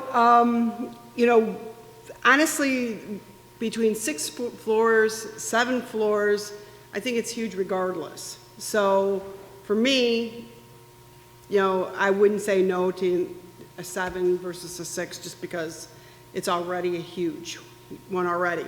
But my biggest concern is, will the parking on Lincoln, I don't know if that's to him or not, no? No, but what's your question? Would it be ready to go before this project would start, so to move all the people parking? Because I know already, people use that lot a lot. I see it every day, and so that, how people park. And so that's a concern of mine, so that's why I was wondering on that. And are these also with the apartments, are they going to be condo conversions or no? To answer the questions in order, we would have to have the Lincoln parking lot opened when we did. But again, that's under the control of you, the village, in terms of when that gets completed. But I think it's something that needs to be done. We'd like to see that probably in EDA. But no, are they condo conversion? I mean, it's always a possibility someday in the future. If life changed and everybody went that way, it's a form of ownership. There's no long-term plan or short-term plan to do it either way though right now, no. Okay, then that was my questions, thank you.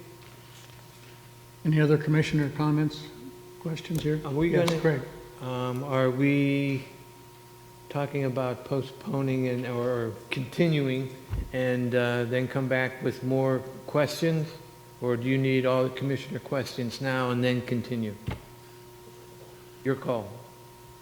Doesn't matter. I think there's enough up in the air and, reviews that have not, technical reviews that have not been completed, that a continuance would be valuable. I'm fine with that. Mr. Chair, I'll make a motion to continue the public hearing. Second, Scales. Okay, I have a motion and a second discussion. Sir?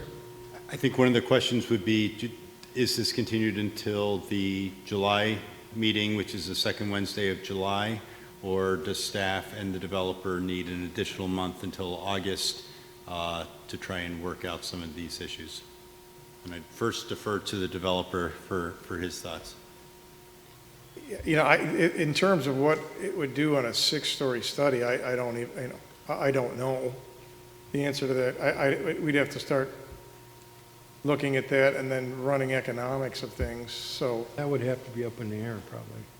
Right, if it was just strictly that I'm gonna come back in with it at 7 stories, and I'm gonna hope that I can answer the questions as best I can and make everybody as happy as I can and have to live with whatever vote comes out, if it was just limited to that kind of parameters with blinders on, the next meeting is when?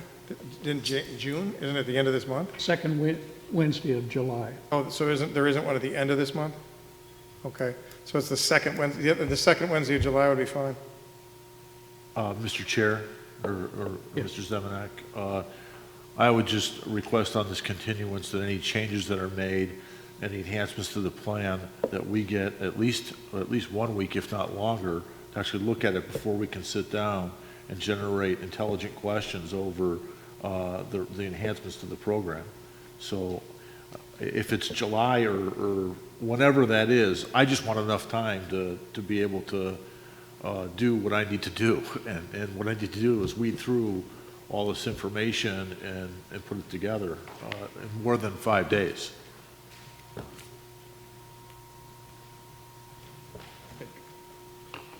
I know staff does their best. I don't know if it's possible to get that out sooner. Even if it comes in pieces, I'm okay with that, so. So regarding the timing of when you guys receive packets, we can certainly get it to you further in advance. It just pushes the timeline for when we need things from the developer. But if you need more time, and I think for a project like this, that makes sense. So for almost all other cases, we get reports to you the Friday before a Wednesday meeting. Usually that's enough, but I'm hearing you need more for this particular project. So if this is going to be continued until the second Wednesday in July, we'll look at the calendar and get you packets at least a week, if not more than a week in advance. I'm on the boat July 4th weekend, just so you know. Okay.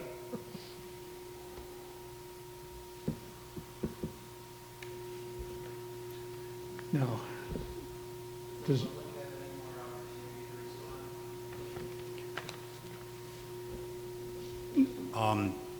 no, tonight. Yeah. In the next meeting, certainly, but the public comment is closed for tonight. So if, for a vote for a continuance, it's just straight continuance, not with specifics attached. Okay, further comment, further questions on, then a roll call, please. And just to clarify, the date is July 8th. Second Wednesday is July 8th. Commissioner Scales? Yes. Commissioner Lavoie? Yes. Commissioner Clemens? Yes. Commissioner Van Buren votes yes, and Chairman Carmichael. Yes. Oh, Commissioner Thomas. Yes. Chairman Carmichael. Yes. And that will be back in the same location. Manager May, do we know that it's available? No, but it's unused in the summer, so it's likely. Okay, so it'll be back at this location. And the air conditioning will be back on in 2 weeks. Okay, sir, well, we'll see you in a month, and Yeah, we'll be looking for some, at this point, we'll be looking for direction from staff on what we need to address specifically, and so we can get it addressed specifically. All right, thank you. Thank you.